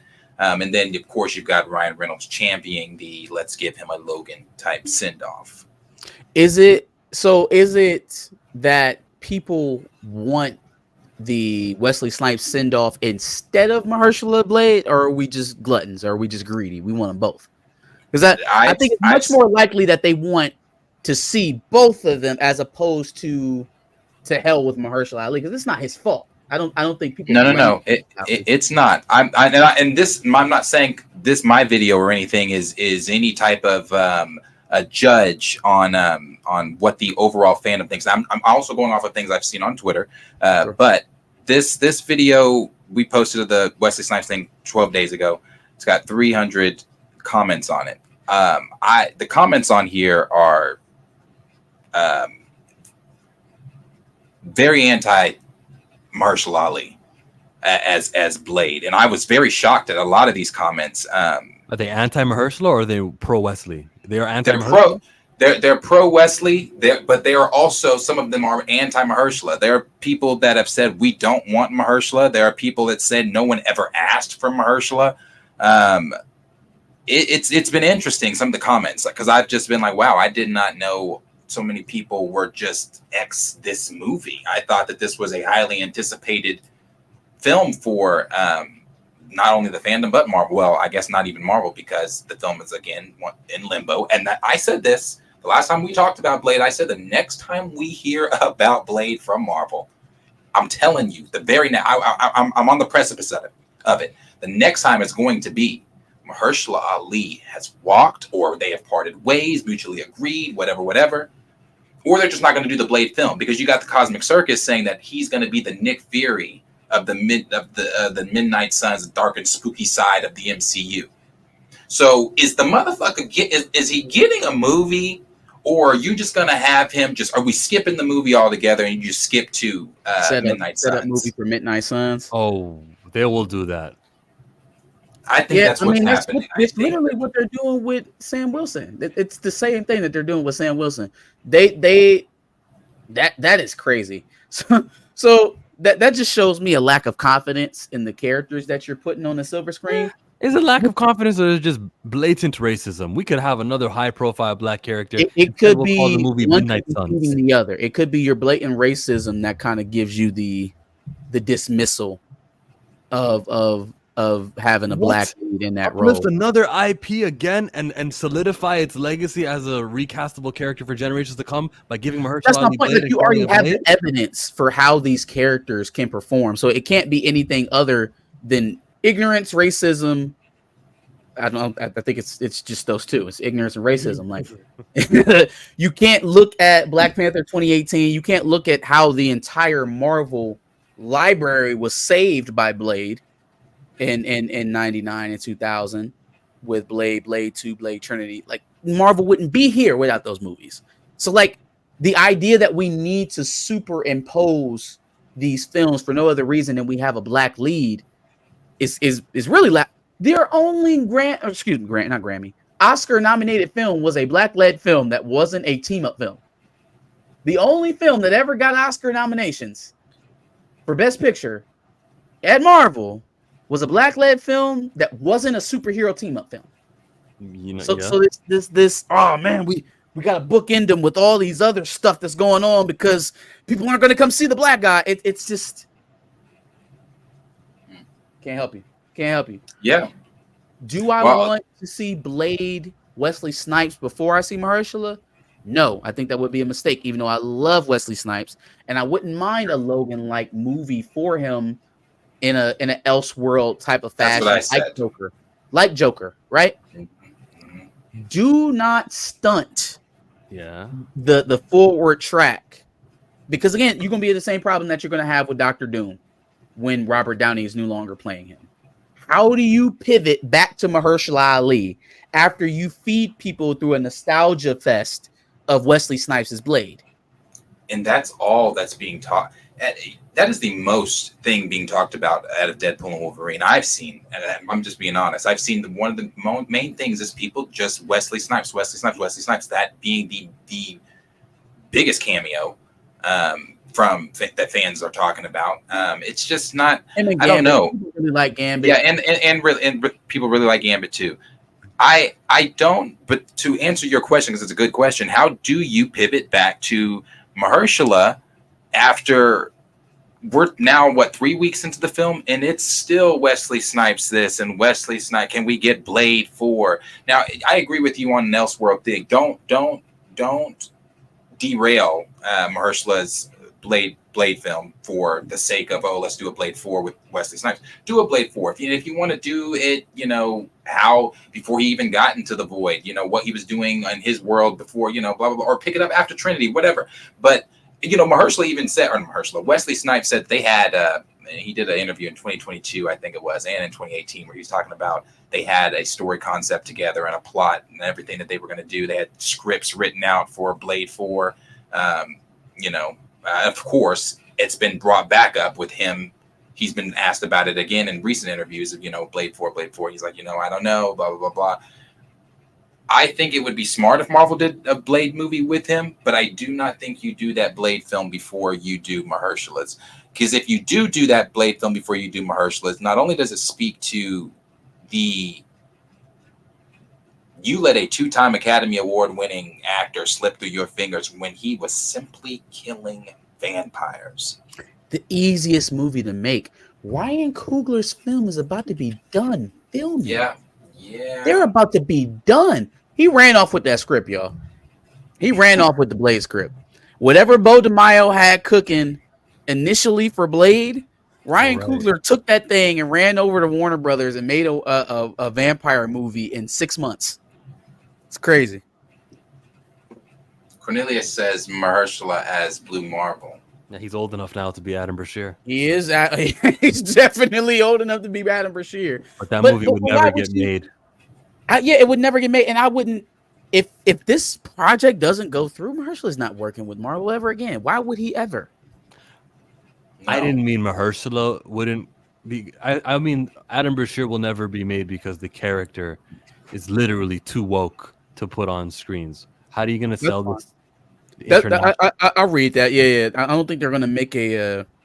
They're not going to make a comic book movie where JFK tells a black superhero. I'm about to say that. Yeah, they're not going to do that. But yeah, but if they were to be like, all right, Mahershala, this Blade thing isn't working out. We're thinking about doing Blade 4 with Wesley. Let's try to find you another character.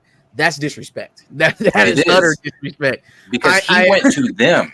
He went to them and said, I want to play Blade. And they said, and again, Kevin Feige's words, when Mahershala Ali comes to your office and says he wants to play Blade, you let him play Blade. So, I mean, I don't know what the fuck we're doing. He's not playing Blade. I've been saying this for the past 2, almost 3. I'm telling you, it's coming. The announcement is coming. The only way the announcement does not come, and I said you should have this at SDCC, is if Mahershala comes out and reassures me himself at D23 and says, or maybe it's Skype, I don't fucking know, have him send a message and say, hey, guy, you know what? I even said this in the video. You want to get fans, even those fans that are saying, oh, fuck Mahershala's Blade, we want Wesley Snipes, have this brother come out in the suit. We are still using fan art because we have no idea what Blade looks like in the MCU. It's crazy. 2019, bro. 2019, this was announced, and we still have no idea. We heard his voice. We still have no idea what this man looks like. We're still using fan art. Have him come out in the shades. Have him come out in the coat. Have him come out with have him come out and be Blade and with the fangs and everything. Get fans excited because I'm telling you, honestly, I'm gonna be honest with you. For me, a Skype call into D23, even if he showed up in plain old clothes to D23 saying, here we are again, but this time we're serious. We're actually going to do it. No, that doesn't. First of all, that wouldn't reassure me. It wouldn't get me excited. No, it's been. You know what would excite me? If the movie was called Blades with an S. This movie takes place at Battle World, where all the universes have incurred. Wesley is starring in it with Mahershala. Mahershala gets top billing, and Wesley is in it also. a buddy. What if that's why it's in limbo? Is that they're attempting to get Maybe Wesley both of them involved. in the film together, but that only makes sense in a battle world setting. So now they have to wait even longer. Yeah. Again, I wouldn't go for that if I was Mahershala. You announced my film in 2019. Make my fucking movie. 29. Make my movie. You think I'm going to wait around for a Wow. decade to see the film that you signed me up for in 2019? Yeah, Eat a dick. not the best case scenario, but 2019. it's a movie I would enjoy if they were to say Blades with an S. And in the second act, Wesley Snipes joins him, and they solve a mystery in Battle World. And what happens there has direct ramifications into Secret Wars. If you Make could- Dracula the B villain to Doom, See, so it can lead in. I like that. there it is. It could work, but I mean, that's fine. But yeah, I guess my issues are we got an Agatha show off the ground before Blade. We're getting So Vision many Quest things. off the ground. But this before is what Blade. he was paying attention to, and so this is why I went so hard at Kevin Feige to say that this is negligence. Because again, Agatha made it to the finish line. Fucking Quantumania made it to the finish line.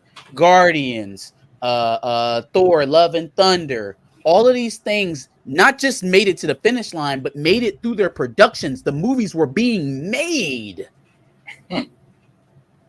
Blade we can't get any footage on Blade. We ain't seen this, like you said, Darius. We ain't seen this man on set in a costume. Nothing at all. And that's where his priorities were. His priorities were on She-Hulk. His priorities were on Miss Marvel. His priorities were on Hawkeye. His priorities were on Guardians and Thor: Love and Thunder and Quantumania and everything that we've gotten, but not Blade. Don't forget that, man. We have gotten projects finished, start to finish, since Blade has been announced. It's not Kevin, it's announced, Disney. Shot and shown.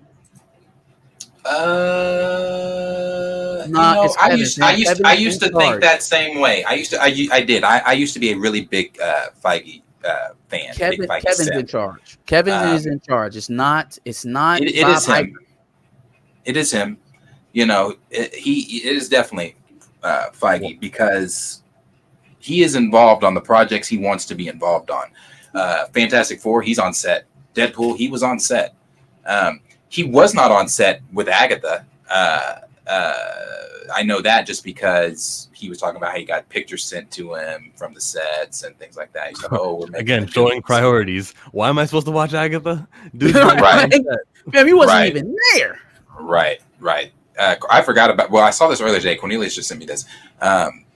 This is a pivot too that I believe is coming.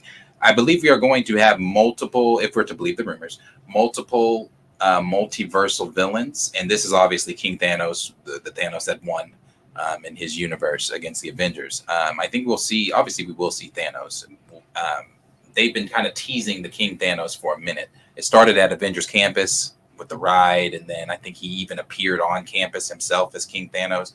And now this pops up at D23. So what are they doing with King Thanos exactly? I don't know. Well, Will like it be you talked said, about? I would say don't expect a lot.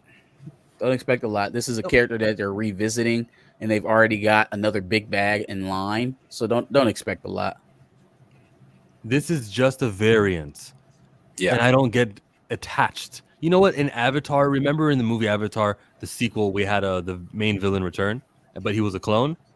It took the whole movie for me to really take this guy seriously as the villain because he was a clone. He was a variant. Same with this King Thanos. I don't see the same Thanos that they just fought. There's a whole different character. Like I don't have the same reverence. The variants don't do it for me. Well, this is Thanos wasn't technically a variant. That was the same Thanos from further back on the timeline. Yeah, a 5 years younger Thanos that was the same. Yeah, that was the second. But I get what you're saying about variants because there's too much unknown about this new version of the character for me to be emotionally attached. We don't even know if he's the same person. We don't know if he's has the same motivations. We don't know if he's going to behave the same way. So there's too much unknown. Yeah. We do know that he accomplished what the Thanos that challenged our Avengers could not. So That's I fact. can pretend that everything went exactly the same until the end game fight. When he headbutts Captain Marvel, it actually does work, and he takes the gauntlet and he snaps his fingers. But I'll Or pretend maybe he was just badass from the jump. or that. He could have just been coming through But I'm gonna from say the jump. I'm gonna go. Oh, it's a Thanos. It's not Thanos. It's a variant of Thanos, which is different. I watched the third Deadpool movie. He went to the bones of Wolverine. I'm like, yeah, this is where he comes back, and it was just a skeleton.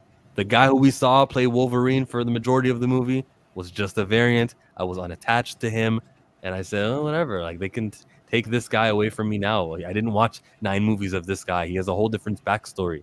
Variants aren't doing it for me. If they were to recast T'Challa with the variant, now I'm going, hell no. I don't like that. I don't view that as valid. No, again, it's you could not. It's that line. You couldn't live with your own failure. And I'm not saying seeing a Thanos variant is word that bring you back to me thing. I mean, we are in the multiverse. It makes sense to see variants, but I'm just saying it is a lot of familiar faces from the glory days. Yeah. What's next today? The last thing that I had, I don't know what always you guys have covered, but I did D23, Colin Kaepernick. I think the only thing we haven't talked about is Supercell and Kang Dynasty. Do you want to jump in, take over, chill on Supercell? Supercell. Listen, man. This is a 6-episode Netflix original, and if you haven't seen it yet, we don't feel sorry for you because it's been a good month and a half. We're talking Supercell starting now. Great show, great characters, great relationships, good acting. The budget on this was low, but I never felt cheaped off of the telekinesis powers, the super speed powers, teleportation powers. It executed what we wanted. The only problem was it was too short. This was a great show that everyone should be watching. I hope I just changed your mind if you haven't seen it yet. Marcus. I believe it was only like $6 million to make that show, fam. Wow. Dollars or pounds? $6 million. It was 4.7 million pounds. I think that equated to about $6 million. But man, impressed with the complexity of the characters. I was impressed with what they did with that type of budget in terms of special effects and showing the powers, right? Like, I feel like we've gotten accustomed to anything where somebody's going to have super strength, super speed, or flying or anything like that. Oh, $100 million production. Got to be $100 million production. It's going to look like crap if it's anything under $100 million. This spits right in the face of that.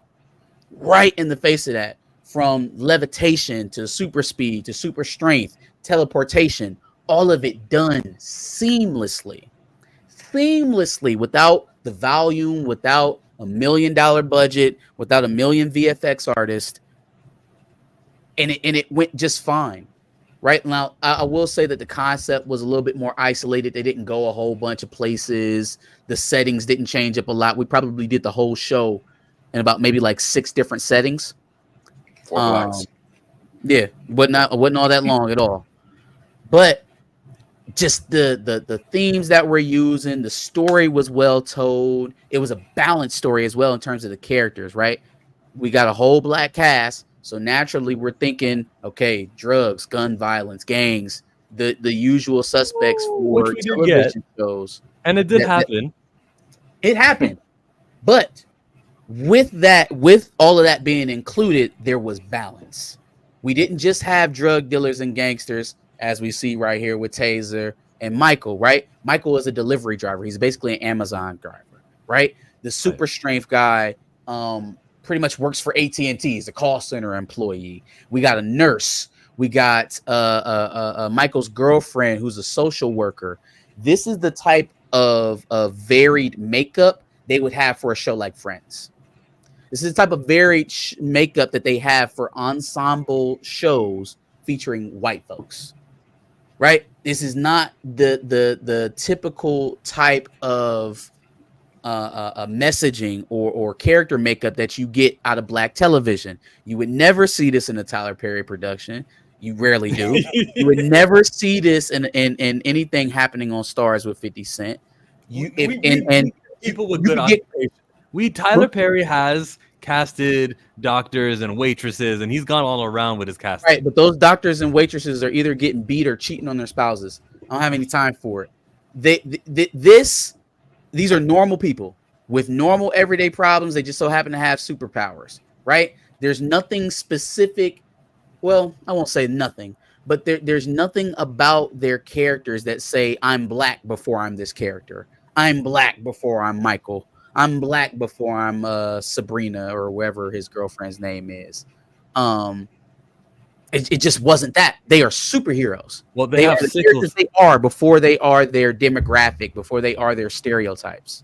I think being sickle cell descendants or having that is doing exactly what you just said, because it's more common if you're black. They mentioned that one time. Yeah. And it was mostly a backdrop for the movie. Like, now, if they were constantly hammering it home, like reaffirming the stereotype, well, it's not even a stereotype. Black people are, by the numbers, a little bit more for sickle cell than any other race. I've got cousins with it. But the fact that they made that a backdrop and not the main theme of the show, the same thing as the gang violence, the same thing as, any of the stabbings or killings that was going on before they actually started becoming heroes, that was a backdrop. Right, that wasn't the main subject matter that we continuously had to repurpose for all these characters. Some of these characters didn't have anything to do with any of that. They were so far removed from it that they were almost different people.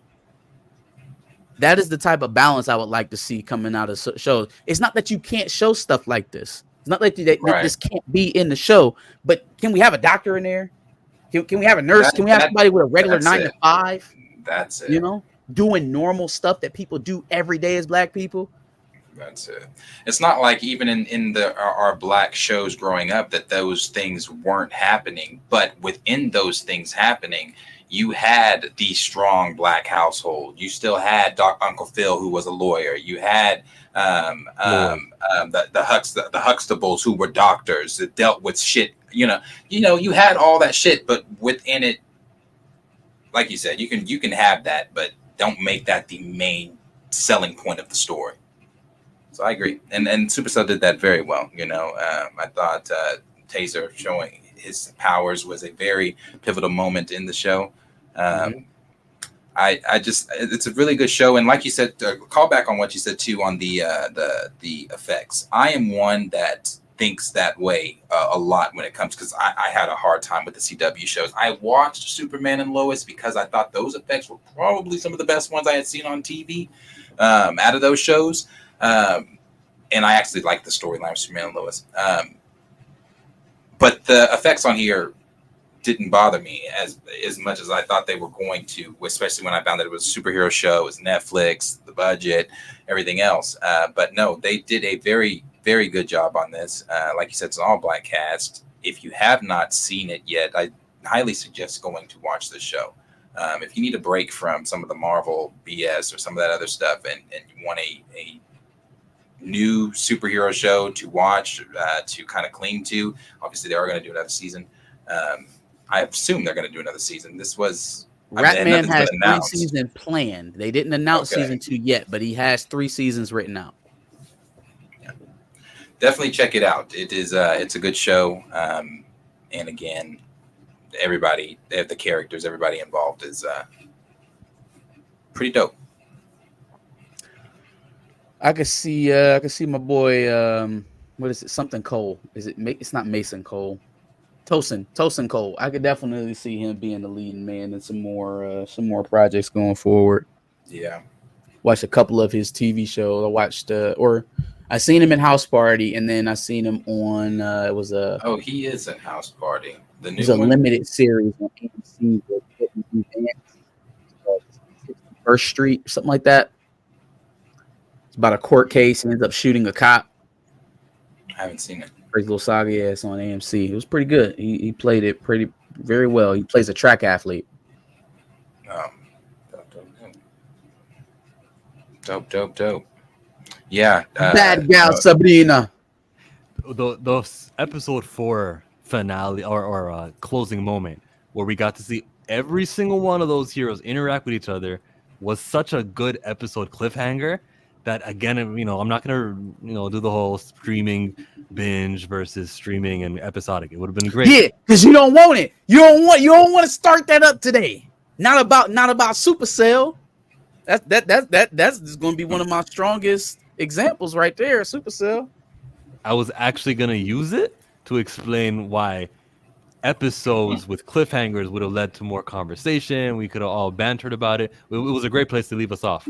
And I thought it was a great episode finale. It had all these characters, and they were, what's great? They were diverse. Every one of them had the same skin tone, but how diverse were they all? Exactly, right. It was the balance in storytelling. They weren't all just black because of the stereotypes. They were black, and they all had different lives. They had different professions. They had other stuff going on. They were different people. They weren't a monolith. I hear that we're not a monolith stuff.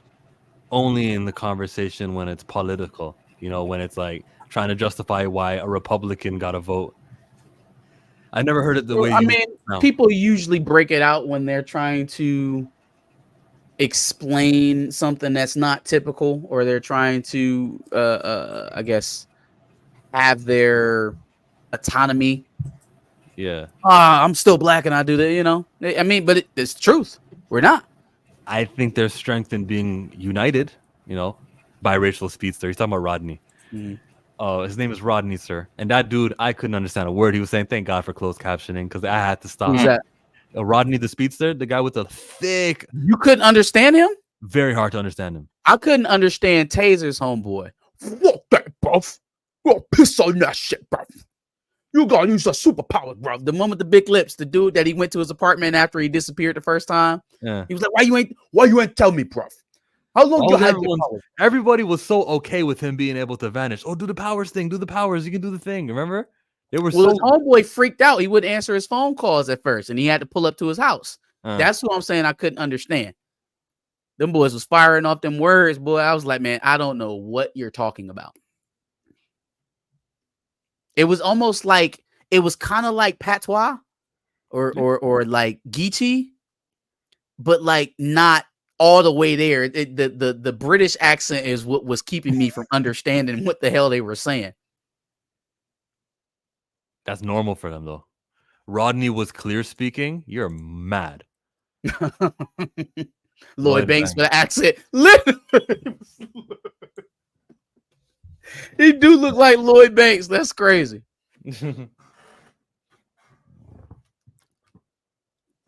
Yeah, man. Supercell was a good one. That was a good watch.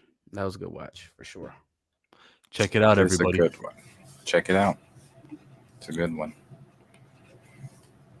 Are we moving? Are we staying? We doing in the comments? Read some off, brother. Everyone go and watch Supercell. When they see the numbers go up for that show, they may be willing to make more projects like it. And while you're there, My Dad the Bounty Hunter is a fantabulistic. Excellent. It's a strong recommend. And while you're also picking up or supporting things, Jonathan Majors has a movie called Merciless. He's going to start filming it in a few weeks from now. Go watch that when it's in the movie theaters.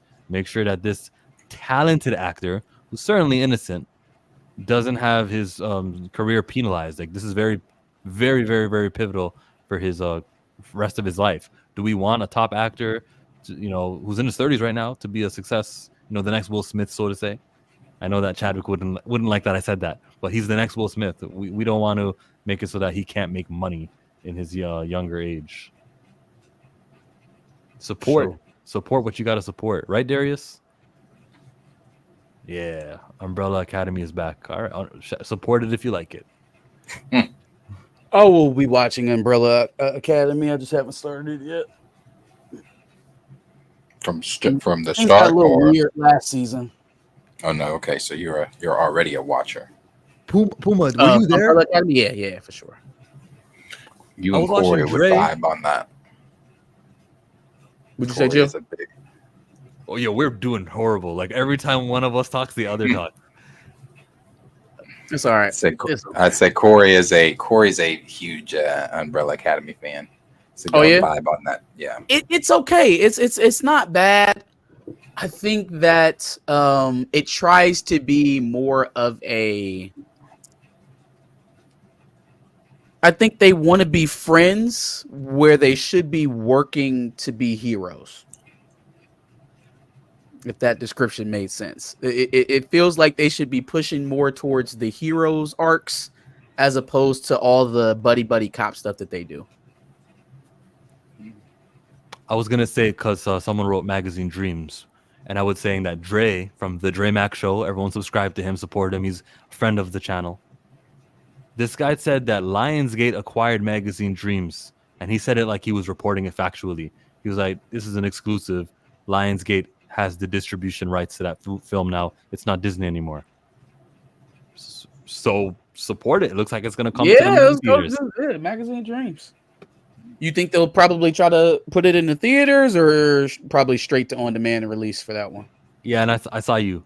I know I saw somebody talking about this. I say you go to the movies. You don't go to streaming or on demand, or you don't hide behind it straight to DVD. I want to see numbers. I want to go to Box Office Mojo like I do with every other movie, and I want to show you guys this movie still grossed $100 million. You know. The only reason why I feel like it may be beneficial for them to put it on home theater first is because they didn't make it. Right? Like they obviously watched it, they can see it and critique it. But if you don't know that you have a guaranteed hit on your hand and you didn't produce it, that's probably one to just throw up on a streaming service for me. Okay. Just because you are going to have to, not only are you going to have to foot the bill to put it in the theaters, but now that's it's you. Nobody's going to look at this and be like, "Oh, it's a Disney film." No, they're going to see Lionsgate run across the screen when they go to see it. So now it's also a reputation thing too.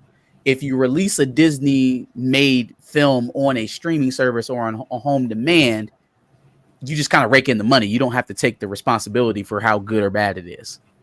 Is my thought.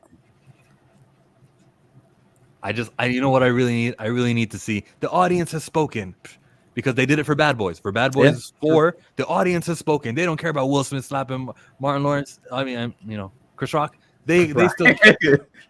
I was thinking of the scene in the movie. Yeah. That's what I want. That's because it's to complete the comeback. We need that. And when the budget is so low, you don't need that many millions of dollars to make a successful movie. The budget was what, 10 million maybe? Yeah, it wasn't that much. Yeah, it wasn't that much. If we really can, and I chose the number 100 million, that's really high. If we can do 90 million, that's still a huge success.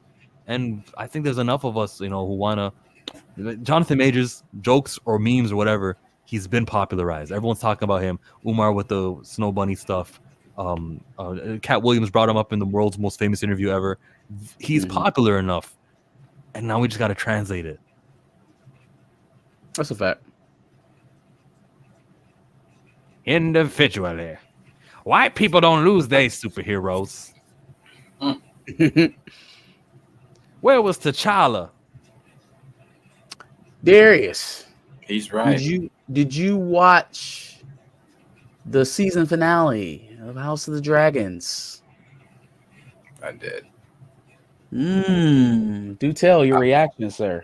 I'll tell you what. And House of the Dragon has not been this season.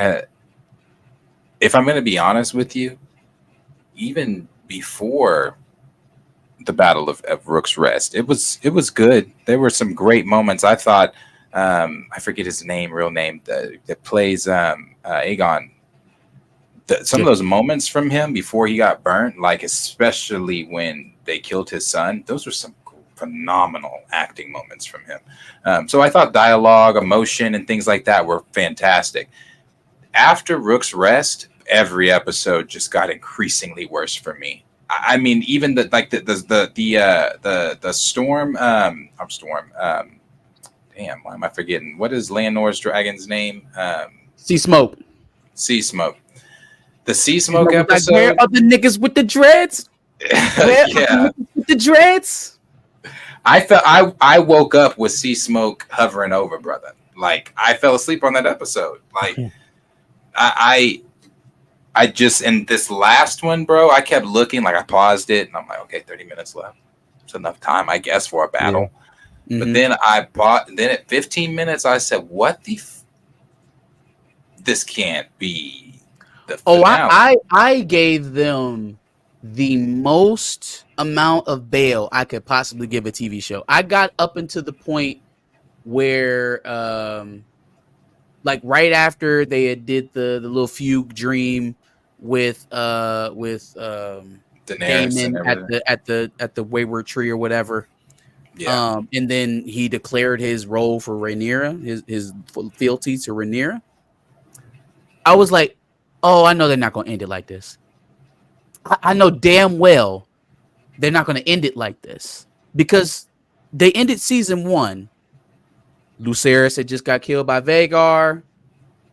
She gives that long, cold stare into the camera. We like, oh shit, it's about to go down. It's about to go down. And we waited this entire season, and we get to episode 9, and you mean it's just another cliffhanger?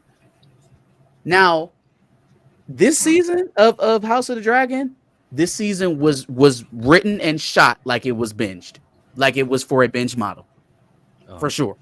Like you were going to sit through and watch all these episodes back to back to back to back. Because if you watch, I will bet money on this. Anybody who hates season 2 of House of Dragon right now, if you rewatch it straight through, whenever you're able to, right, it will not be as cumbersome. You will not be so like on edge about when something is actually going to happen because they set this up. There was like a cliffhanger for every episode. And then we ended the season on a cliffhanger. We just kept kicking the can down the road as if we're going to get to it. We're going to get to it. We're going to get to it. Like I'm watching goddamn One Piece or something. And I'm watching Dragon Ball Z. That's what it felt like. It felt like I was watching an anime where they artificially create to end the episode on every single time. That's what it felt like. That's a good example. You know how many episodes of Dragon Ball Z it took me like you keep thinking that something's about to happen. Oh, they about to fight now. They about to fight now. No, nope. Next week on Dragon Ball Z. Oh, that's funny. That's pretty fucking accurate of what that felt like. I think Game of Thrones did it too with the whole winter is coming. They did that in the Game of Thrones and it took like 7 seasons to get there to winter. Yeah, bro, but Game of Thrones in Game of Thrones though, along the way to the war. You forget honestly, there are episodes you even forget about the fucking White Walkers. Because there's so much going on. Yeah. Like for honestly, for me, the real threat is the Lannister. So I'm like, there's so many different, it'll never be Game of Thrones. It'll never be. Those stories in Game of Thrones, like my mom is not interested in any of this shit. She saw Black Panther in theaters. She saw No Way Home because I was obsessed with the multiverse at that time. And I was like, oh, Mom, look what Marvel's doing. It's Kang the Conqueror and all that bullshit. She saw those two things. Game of Thrones is not in her wheelhouse of anything to watch. I told her, if you don't like episode 1 of Game of Thrones, you will not like Game of Thrones. Episode 1, she's fucking hooked. And we just did this a few days ago. She's hooked. Like, oh my God, who is this person? And why are they doing like, yeah, bro, Game of Thrones, I don't think the House of Dragon has that. They had the momentum.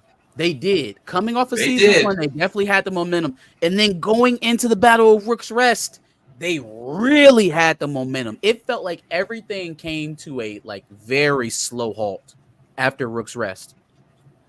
No, it did. They were just kind of moving their feet so slow. It's like we did 2 or 3 time jumps in season 1, and we're right on the precipice of war at the end of season 1. How do we end season 2 and we've had 1 battle? Like there are literally skirmishes going on all over Westeros, not just at Rook's Rest. Is there no other battle we can show? Everything that happened between the Blackwoods and the Brackens happened off screen. Right. That's some shit that's pissing me off too. Like the Starks happening off screen. Yeah, the Starks are making their way down from the wall. What are we doing? Yeah. No, there's some important houses we have not seen. And then on top of that, for this to be the House of the Dragon, the Dance of the Dragon, I've seen a good two-step from Maelys and Vagar. And Vagar, but I'm and that's it. And that's it. And we seen Vagar eat Lucerys. That's it. Yeah, That's it. yeah, And that's it. I've not seen, and I hope this was a slip. I hope they don't. I know that they do things differently a little bit from the books than the show a little. When Aegon said Sunfire's dead, Sunfire better not fucking be dead. Sunfire dead like a motherfucker. Maelys killed her. Son, what in the flying shit? Sunfire is not supposed to be dead. Sunfire dead like a bitch. Well, first of all, there's a lot of stuff that didn't. Go ahead. I mean to cut you off, Joe. I mean that we got to eliminate because we know the destiny that is how many dragons are left, how many Valyrians are left, Targaryens are left. We know that things are going to dwindle down. So yeah, they're all dead. Yeah, all these dragons are dead. Yeah, they're gone. Yeah. Sunfire does die, but not yet. That's well, I don't want to spoil anything for nobody that hasn't read the books. That's why I'm saying like I'm confused with Sunfire's death. I kind of spoiled it still. They've changed some stuff up with Rhaena finding the sheep stealer. Yeah, they changed that. You know, that's not that's not Rhaena's dragon. That's not Rhaena's dragon. They changed that. It's just that'll be interesting to not have Sunfire. Yeah. If you know the books, you know, you know it. The green Marcus, you know it because you saw the animated thing of the House or the Game of Thrones. So you know, you know why Sunfire should not be dead. Yeah, for sure. I mean, they I like that we've already established that it's not going to be a 1-to-1 to the Dance of Dragons because now I can be surprised. Now I can be surprised. So I like that. I just felt like they just kind of belabored the point a bit. They could have given us a close to one of the side arcs. Like, all right, Alicent just gave up Aegon to Rhaenyra. Aegon is off on his way to Essos. We got Rhaena and Sheep Stealer. We got Daemon at Harrenhal with his army waiting to march on King's Landing. Like we got all of these subplots that we just left open for the start of next season. They're gonna have to hit season 3, hit the ground running. I mean hard. And when I say every episode is going to have those first 4, 5, 6 gotta hit. I'm talking about you gotta have people week to week talking about did you see what happened in the House of Dragon this week? I can't wait till next week. Youngest son yet, and that's one of their only dragons. It's one of the only dragons they got. We don't even know who's flying it. We seen them flying over the Green Army. No clue who's on the back of that dragon. Yeah, no clue. It's interesting. It's been interesting. They're combining. I didn't even. Oh, sorry. I was going to read what Puma said that they're combining characters. Is that accurate? That's what they did in the original series with Jon Snow's character. They took Jon Snow and made him Aegon Targaryen. Like made him the heir of Lyanna Stark and what's homeboy's name? Rhaegar. Yeah. Because Jon Snow is just a regular Night's Watchman in the books. He's not a Targaryen. She says, "Yo, I ain't worried. Season 3 is gonna be fire." Well, I thought that about season 2. Yeah, I was about to say I thought that about season 2. Not to mention, we're not gonna get season 3 until 2026. That's what really pisses me off the most about it. There's no strike. What? They're just planning to take 2 years. 2025 is going to be Duncan and Egg story. The Sir Dunk the Tall story. Which is really getting underneath my skin because you mean before we even start this actual war between the blacks and the greens, you're going to take us 100 years forward from that position and tell a whole new story? As if they're not going to reference it? Yeah. I mean, of course they're going to reference it. Like, come on, man. Why would you go ahead of the story before you finish this one? I agree. I am ready for this, though. I'm ready for any of the Game of Thrones spinoff stuff they're doing. We have the actor that's going to be playing Daeron Targaryen. You know, anytime we get more Targaryens, especially Targaryens in the era of them ruling the Seven Kingdoms, I think that shit's dope. I really love Game of Thrones, but I really wish it could have ended with Daenerys back on the throne and the Targaryens back in power, and it should have ended with all three of her dragons, not just fucking Drogon. You know what I think happened with that? I think midway through season, probably Puma Lee, yes. What's that? I'm sorry, I was agreeing with Puma Lee. I would love Aegar, but now see, that might be too. I don't know. Game of Thrones is fucking raw, and like who said that? DJF and I said, Game of Thrones is raw. It's sex, it's violence, but to do a Maegor story, that would be dark. They need to just take it back to the story of the Conqueror with Aegon, the first Aegon. They're doing that. They are doing that. They should have done that first. Why they should have done that first. Dragons, I don't get it. They should have done that first. But we are getting the Aegon the Conqueror series, and now that one I think is probably my most anticipated one, just because I just recently finished his Conquest. It's that shit was 12 hours long, bro. I just recently finished his Conquest. That was something in there are crazy. Yeah, like when he rolled up on old dude Harrenhal. Not just Harren. Well, Harrenhal. Obviously, we know what happened there with Balerion the Dread. I think the conflict with the Starks is what really got me. Like being that they're the only area in Westeros that legitimately no, we're not bending the knee. Mm-hmm. We not gonna do it. Like even up against Balerion the Dread, like we're Northerners, and so that type of show of strength ends up earning the Starks fealty with the crown, whoever's wearing it for generations to come. Whereas everybody else just ends up having a place at court or being somewhat close to the Red Keep. It earns the Stark a place with the throne in perpetuity until Ned Stark dies. Now they did. Now, eventually, the Starks bent the knee. The North bent the knee to Aegon. Yeah, it's the fact that they stood in opposition. Right. They didn't go run and hide in their big ass castle. They didn't go show their bellies right away when Visenya or Aegon showed up. No, we about to fight. Yeah, about to fight. And Dorne too. Dorne wasn't conquered. That's the one thing. Aegon did not conquer Dorne. Dorne put up the fight for many years. Until the current, I forget her name. She was the Queen of Dorne. When she died and her son took over, he was just like, "Look, brother, I just want peace. No more fire, no more blood. I just want peace." But no, I agree. The Maegor story, like Puma Lee said, that might be a little too dark. Maegor is a very, very dark character, and just some of the shit that happened with his whole inception was kind of like, and some of the shit he did was his jaw dropping. Then we got to think George got to be done writing these damn books. He's not finished. He's still writing these books. So Winds of Winter is the end of Game of Thrones. Am I correct on that? It's the end of the Song of Ice and Fire saga. It's the true end, because you remember they rushed the end of season 8 so that he couldn't finish the book before. So this is his ending. So this is the one that matters, because this is the true ending to that saga. I rewatch Game of Thrones quite often, and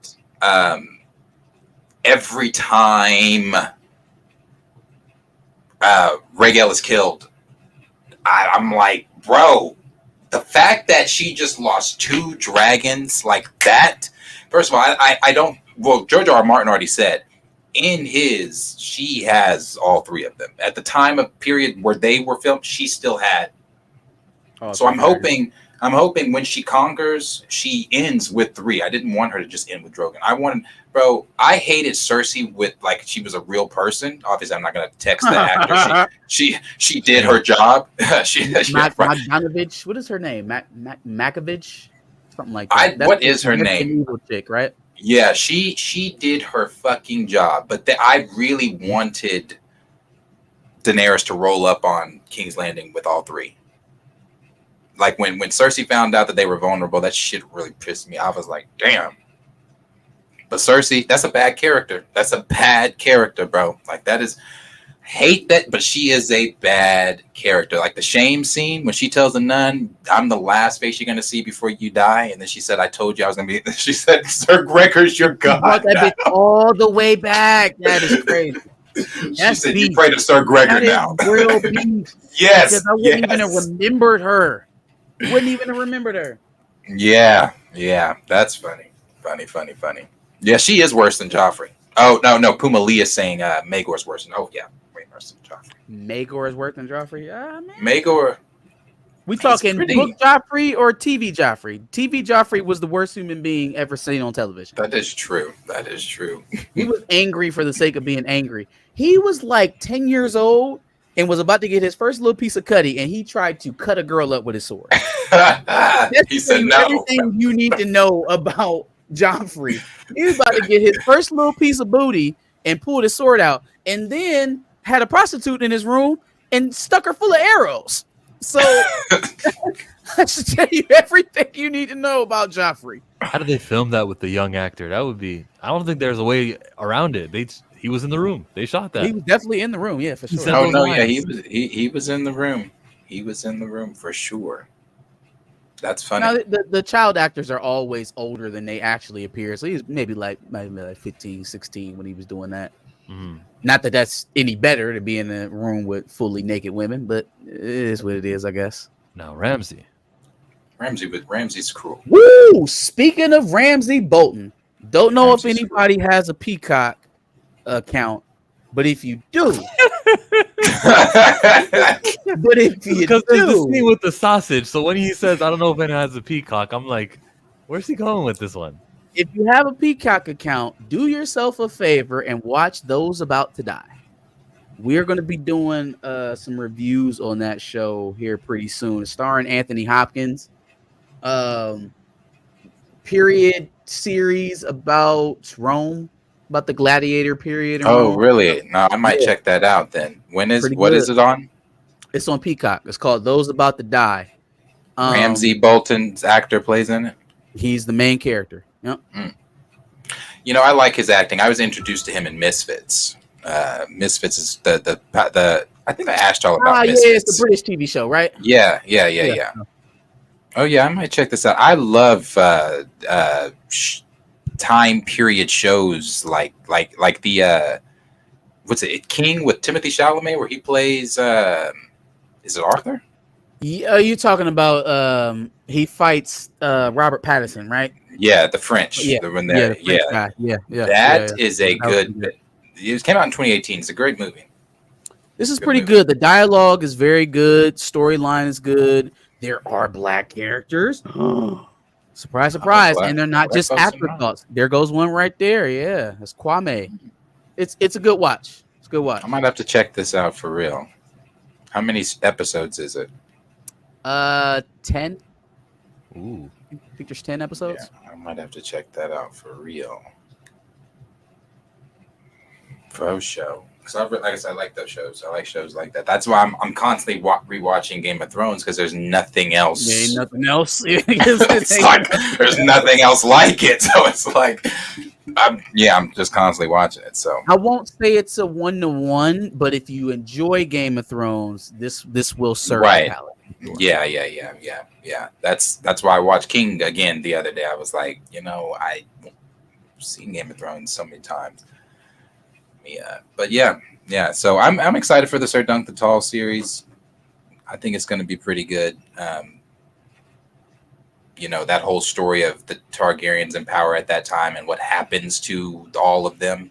What happens to is it Aerys' kids? King Aerys? I think it's all of his kids, because Aegon Egg gives up the throne. He says he doesn't want it. But what happens to all the siblings? Like something happens to them at all the siblings of who? Who are you talking about? Who's the Targaryen kids? It's Aegon Egg's siblings and all them. Like, didn't they all get Which fucked Aegon up? are we talking about, fam? We got Aegon, who was the old man. Egg. Okay, yeah, he gave it up. He was Aerys's brother. Yes. He was Ares' brother. Yeah. Yeah. Yeah. So when he abjected the throne, that's what made the Mad King the Mad King. Okay, so but all of his siblings like died tragically, like almost all the Targaryens, but died tragically at like some big gather. Damn, what was that shit? We talking book or TV show? Book. Okay, yeah, all right, you got it. Book.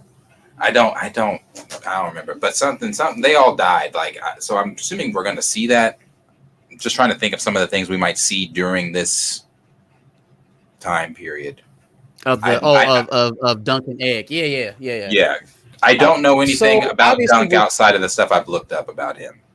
I have no idea. Duncan the Tall is supposed to be one of those mythical knights that people always talk about. So Yeah. how Ned Stark talked about Sir Arthur Dane, same thing with Duncan the Tall. Yeah, Joffrey brought him up. Yep. Yeah, Joffrey was like when he was scolding Jamie, he was like, "What are they gonna say about you?" You know, blah blah blah blah. So yeah, he brought I know a little bit about Dunk, but not a lot. What do you guys think about the new Transformers 1 trailer? I thought it was very childish. It was good for kids, colorful, and then I heard good reviews. Felt a little bit more for kids. Yeah, it felt like a kids TV show. I don't know if it's really gonna. Go ahead. I saw the I saw the trailer in theaters when I saw Quiet Place Part or whatever the fuck. I didn't like that movie either. But damn, I forgot that shit came out. That shit went by real silent. I'm going to be honest with you. It's quiet, obviously, in the movie, and it's dark, and my seat reclined. That wasn't a good combination. I'm gonna be honest, I did fall asleep, and plus it's raining most of it, so it's dark. I'm in a reclined chair. It's quiet. There's a lot of rain, so I just felt like maybe I'm supposed to go to sleep. Watch how you speak about the 8th highest grossing film of the year. It definitely did, but bro, I think it did that because the first two are just so fucking good. And everybody, I'll be honest with you, the first trailer, I was like, damn, that's a damn good concept. What if they get dropped in the noisiest, and in the middle of the city? Yeah. But it still did not feel like that for me. I was just like, eh. Lupita Nyong'o is money, $259 million worth. This was a successful outing at the box office. She earned her paycheck. Yeah, she doesn't do anything but hold a cat the whole movie and other shit. But she's not doing anything. I think I wouldn't. Transformers. Go. Well, I was just gonna say I definitely wouldn't. The cat is the star of the show. I definitely wouldn't give her like, oh damn, Lupita's acting in A Quiet Place Day 1, bar none. No, no. It was. Honestly, this could have gone straight to Netflix. It could have been like a Bird Box type deal. That's what it almost felt like. Yeah. It just wasn't. It was not John Krasinski and Emily Blunt's A Quiet Place. And you don't need them for it to be good. You don't. That storyline, shit. She has cancer, and the entire time there are monsters that can hear every fucking your heartbeat. Your whole focus, because you're dying of cancer, is you want to go across town to get to the pizzeria. And I get the whole sentimental reason behind her wanting to get to the pizzeria, but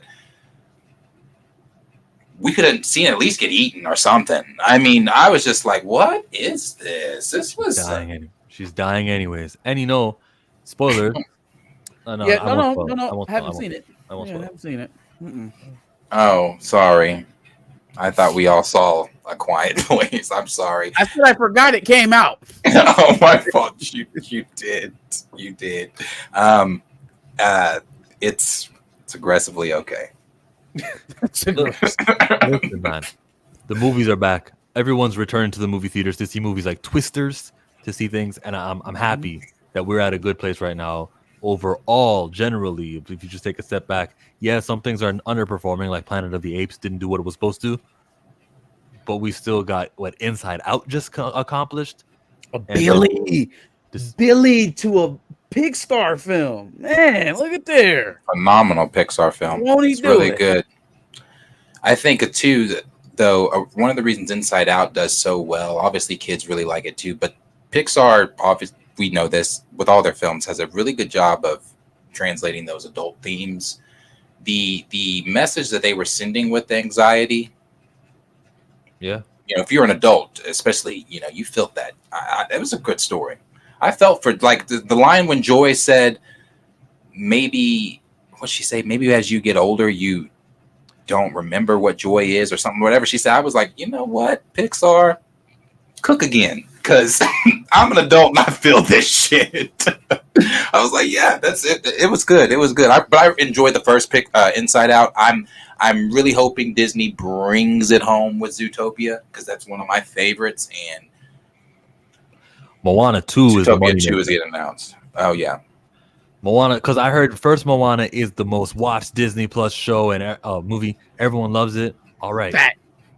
then we're gonna get a new one, and we're gonna get more money, and And then we're gonna get the live action. and it's gonna be the I don't first think kind that of live like action success don't do story. good. It's gonna be a success story. I don't care if the live Stop action. hating on the Rock, Darius. Man, I'm telling you. And is he singing the Make way, make way. no the what is it? All you need. It's Matt. Yeah, I don't know. But I like Moana a lot too. We want a live action Maui. I want to see Dwayne the Rock Johnson in a curly black wig and a big hook, and I want to see him turn into a shark. I want to That's see what his I want. tattoos move. Yep. That's what I I liked Coco. Coco was I saw Plume and Lee said that. Coco was underrated. They need to make an Encanto too. Sure. That's the Really? one. Yeah, Encanto was the one. I liked Encanto. You know which one I really wasn't a big fan of? Luca.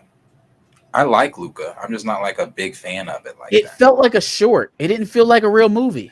Yeah. It felt like a short. Yeah. I was sitting there watching that thing with my son, and I was like, "Yo, did you go to the movie section, or is this one of those like Pixar animation things?"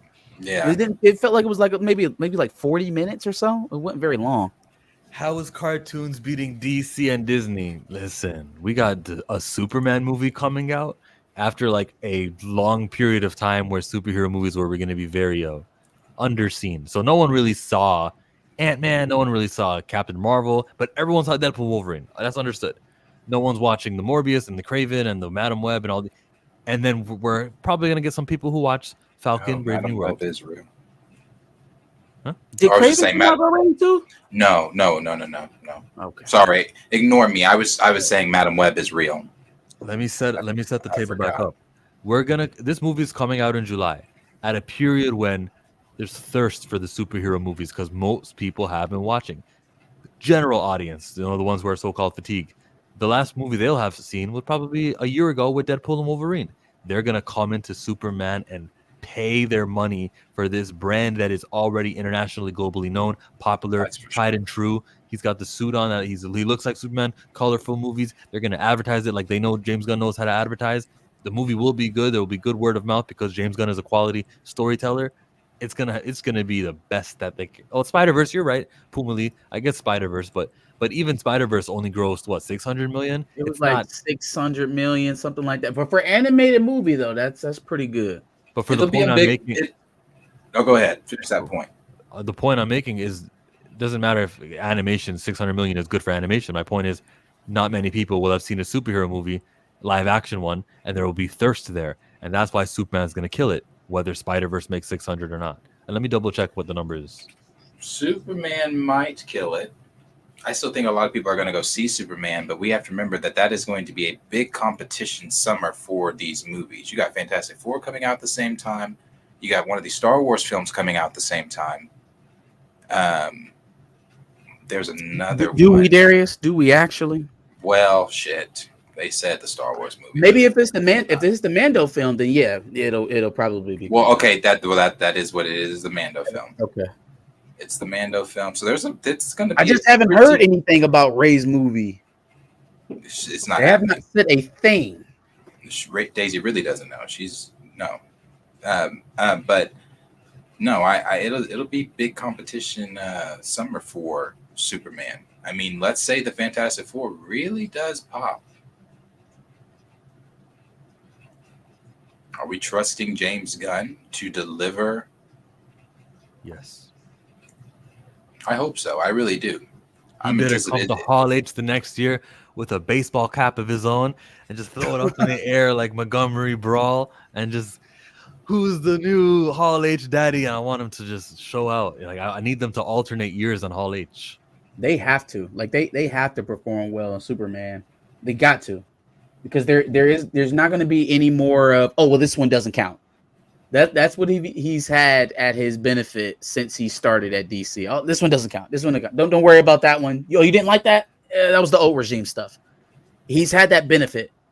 It runs out with Superman. If Superman is not it, and I mean it has to be the best of the rebooted superheroes because he's fucking Superman, and you're doing that first. So it has to hit harder than anything else you're going to put out for the next 3 or 4 years, and it's first. That's a feat. If he does it, I am thoroughly impressed. Impressed. Yeah. I repudiate the fact that he never had a miss.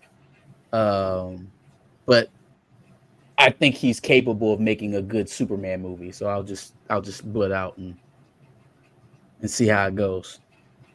I swear I'm Creative Productions.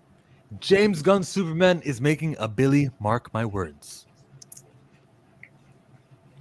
You know what? I'll put $1 on that. I was going to say, based on the fact that it's Kal-El, I'll say yes. Oh, no. I'm putting $1 against. I'll put $1. Oh. I'm saying yes. I'm going to say it might just because it's Superman. I swear I'm creative. You take a picture of your dollar bill and you DM it to Back of the Buzz podcast on Twitter so I can see that you got it. And I'll do the same. And we'll come back and revisit these numbers because I don't believe it'll hit $1 billion. Can it be successful? Yeah, sure. $700-800 million. I don't think the first one out the gate is making $1 billion. If they do, DC will own the market. They own the superhero market. Remember Aquaman made $1 billion with the Christmas release. Say it again. Remember that Aquaman 1 made $1 billion, the Christmas release 2018. Sure did. So it can happen. I don't really know how to explain that. Because it's like the stuff around it didn't make $1 billion, and it wasn't like it was like a head and shoulders above what was coming out at that time. Like it wasn't all that great, or it wasn't better than Wonder Woman. It wasn't better than Wonder Woman. It was better than Batman v Superman, though. I guess December is a great movie seeing month. That week of Christmas break to New Year's is a huge box office week. Right, but everything that comes out of Christmas doesn't bang. Everything. I mean, it is a prolific spot, but everything that comes out at Christmas isn't successful. Yeah, in 2018 it was Aquaman. 2018 was the Star Wars Last Jedi. That was the big Christmas movie. Jesus, that was successful. 2017. It was successful. It made 1.3 billion. Okay. That is a bit of a misnomer when you understand that each Lucasfilm movie that she made less than the other. So, like, is Last Jedi really a success, even though it made 1.3? For the purpose that I'm trying to, I'll exclude Star Wars movies like it's kind of a weird 1-to-1 because James Gunn doesn't have that. Spider-Man No Way Home made 1.9. That's huge, and that was November, but still a holiday. That was November 2021. But still, that's right there next to Thanksgiving, so it's the same idea of what you're talking about for Christmas in December. Who did you say? Who? What are we talking about? He said No Way Home. He said No Way Home. No, I was gonna say that Eternals was the November 2021 release. Oh, I thought you was about to say. Yeah, look at his face. Look at this guy's face. Go, Chillmonger doesn't know when movies came out. He doesn't know that November 9th. I'm just about to verify it. That's all. All right, but But next Christmas movie, Avatar, that made over $2 billion. The second Avatar made over $2 billion. Christmas does enhance these box office grosses more than what you would think. So what I can explain Aquaman. Why are we arguing this? All I was trying to say is Superman's gonna be successful. Yo, we're 2 hours and a half into this podcast. I got things to do. Everyone has a life. This was your point. You brought this up. Now, It was- yeah, you're right. December 17th, 2021. Have you seen this edit somebody did? This is pretty funny. Of Kevin Feige. Yikes. Oh, that's Feige's. I'm like, yo, who is this dude that look like Patrick Stewart? No, that's Feige's face. No, that's Kevin Feige with Wanda snapping his neck. I was like, what the fuck fans are these on fucking Twitter? Yeah. What was the post about? What prompted this? This was after the RDJ announcement. Cinematic universe. Damn. I mean, it's still pretty wrong. It's still pretty wild, but at least I understand where it's coming from. Yeah. He looks so weird. Yeah, she said, fuck you, Kevin Feige, and your He cinematic look like Dr. universe." Evil. Yeah, people online, but the recast crowd is the toxic ones. Oh yeah, most certainly. Look at us. I'm waiting to hit one of these.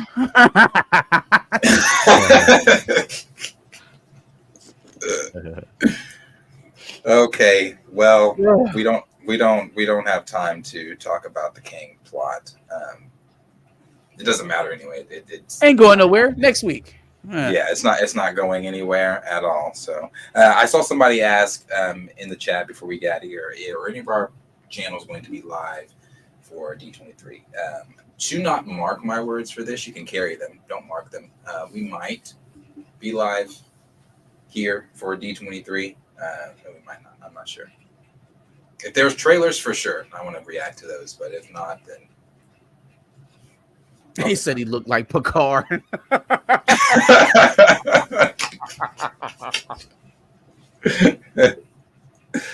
Oh shit! Hey, little do y'all know that's what Kevin actually looks like underneath that hat. That's what y'all don't know. That's what he actually looked like when he take that cap off. It is what he looks like. Raymond, you know what? Just to spite you, as always, we might actually really pop out and be live.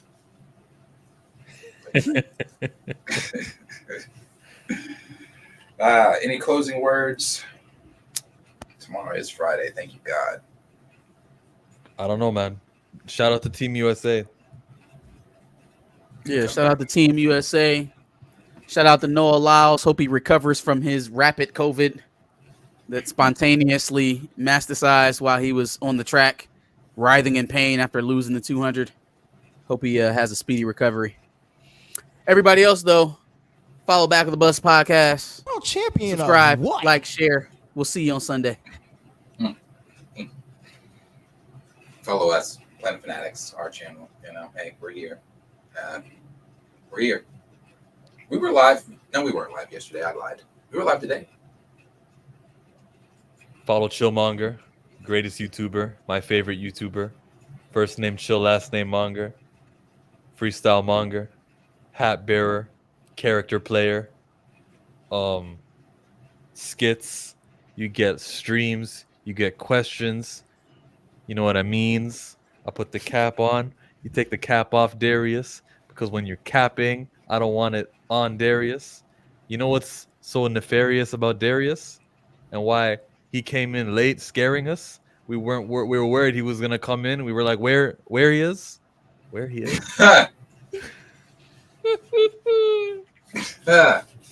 Yo, where's Josh? End the stream.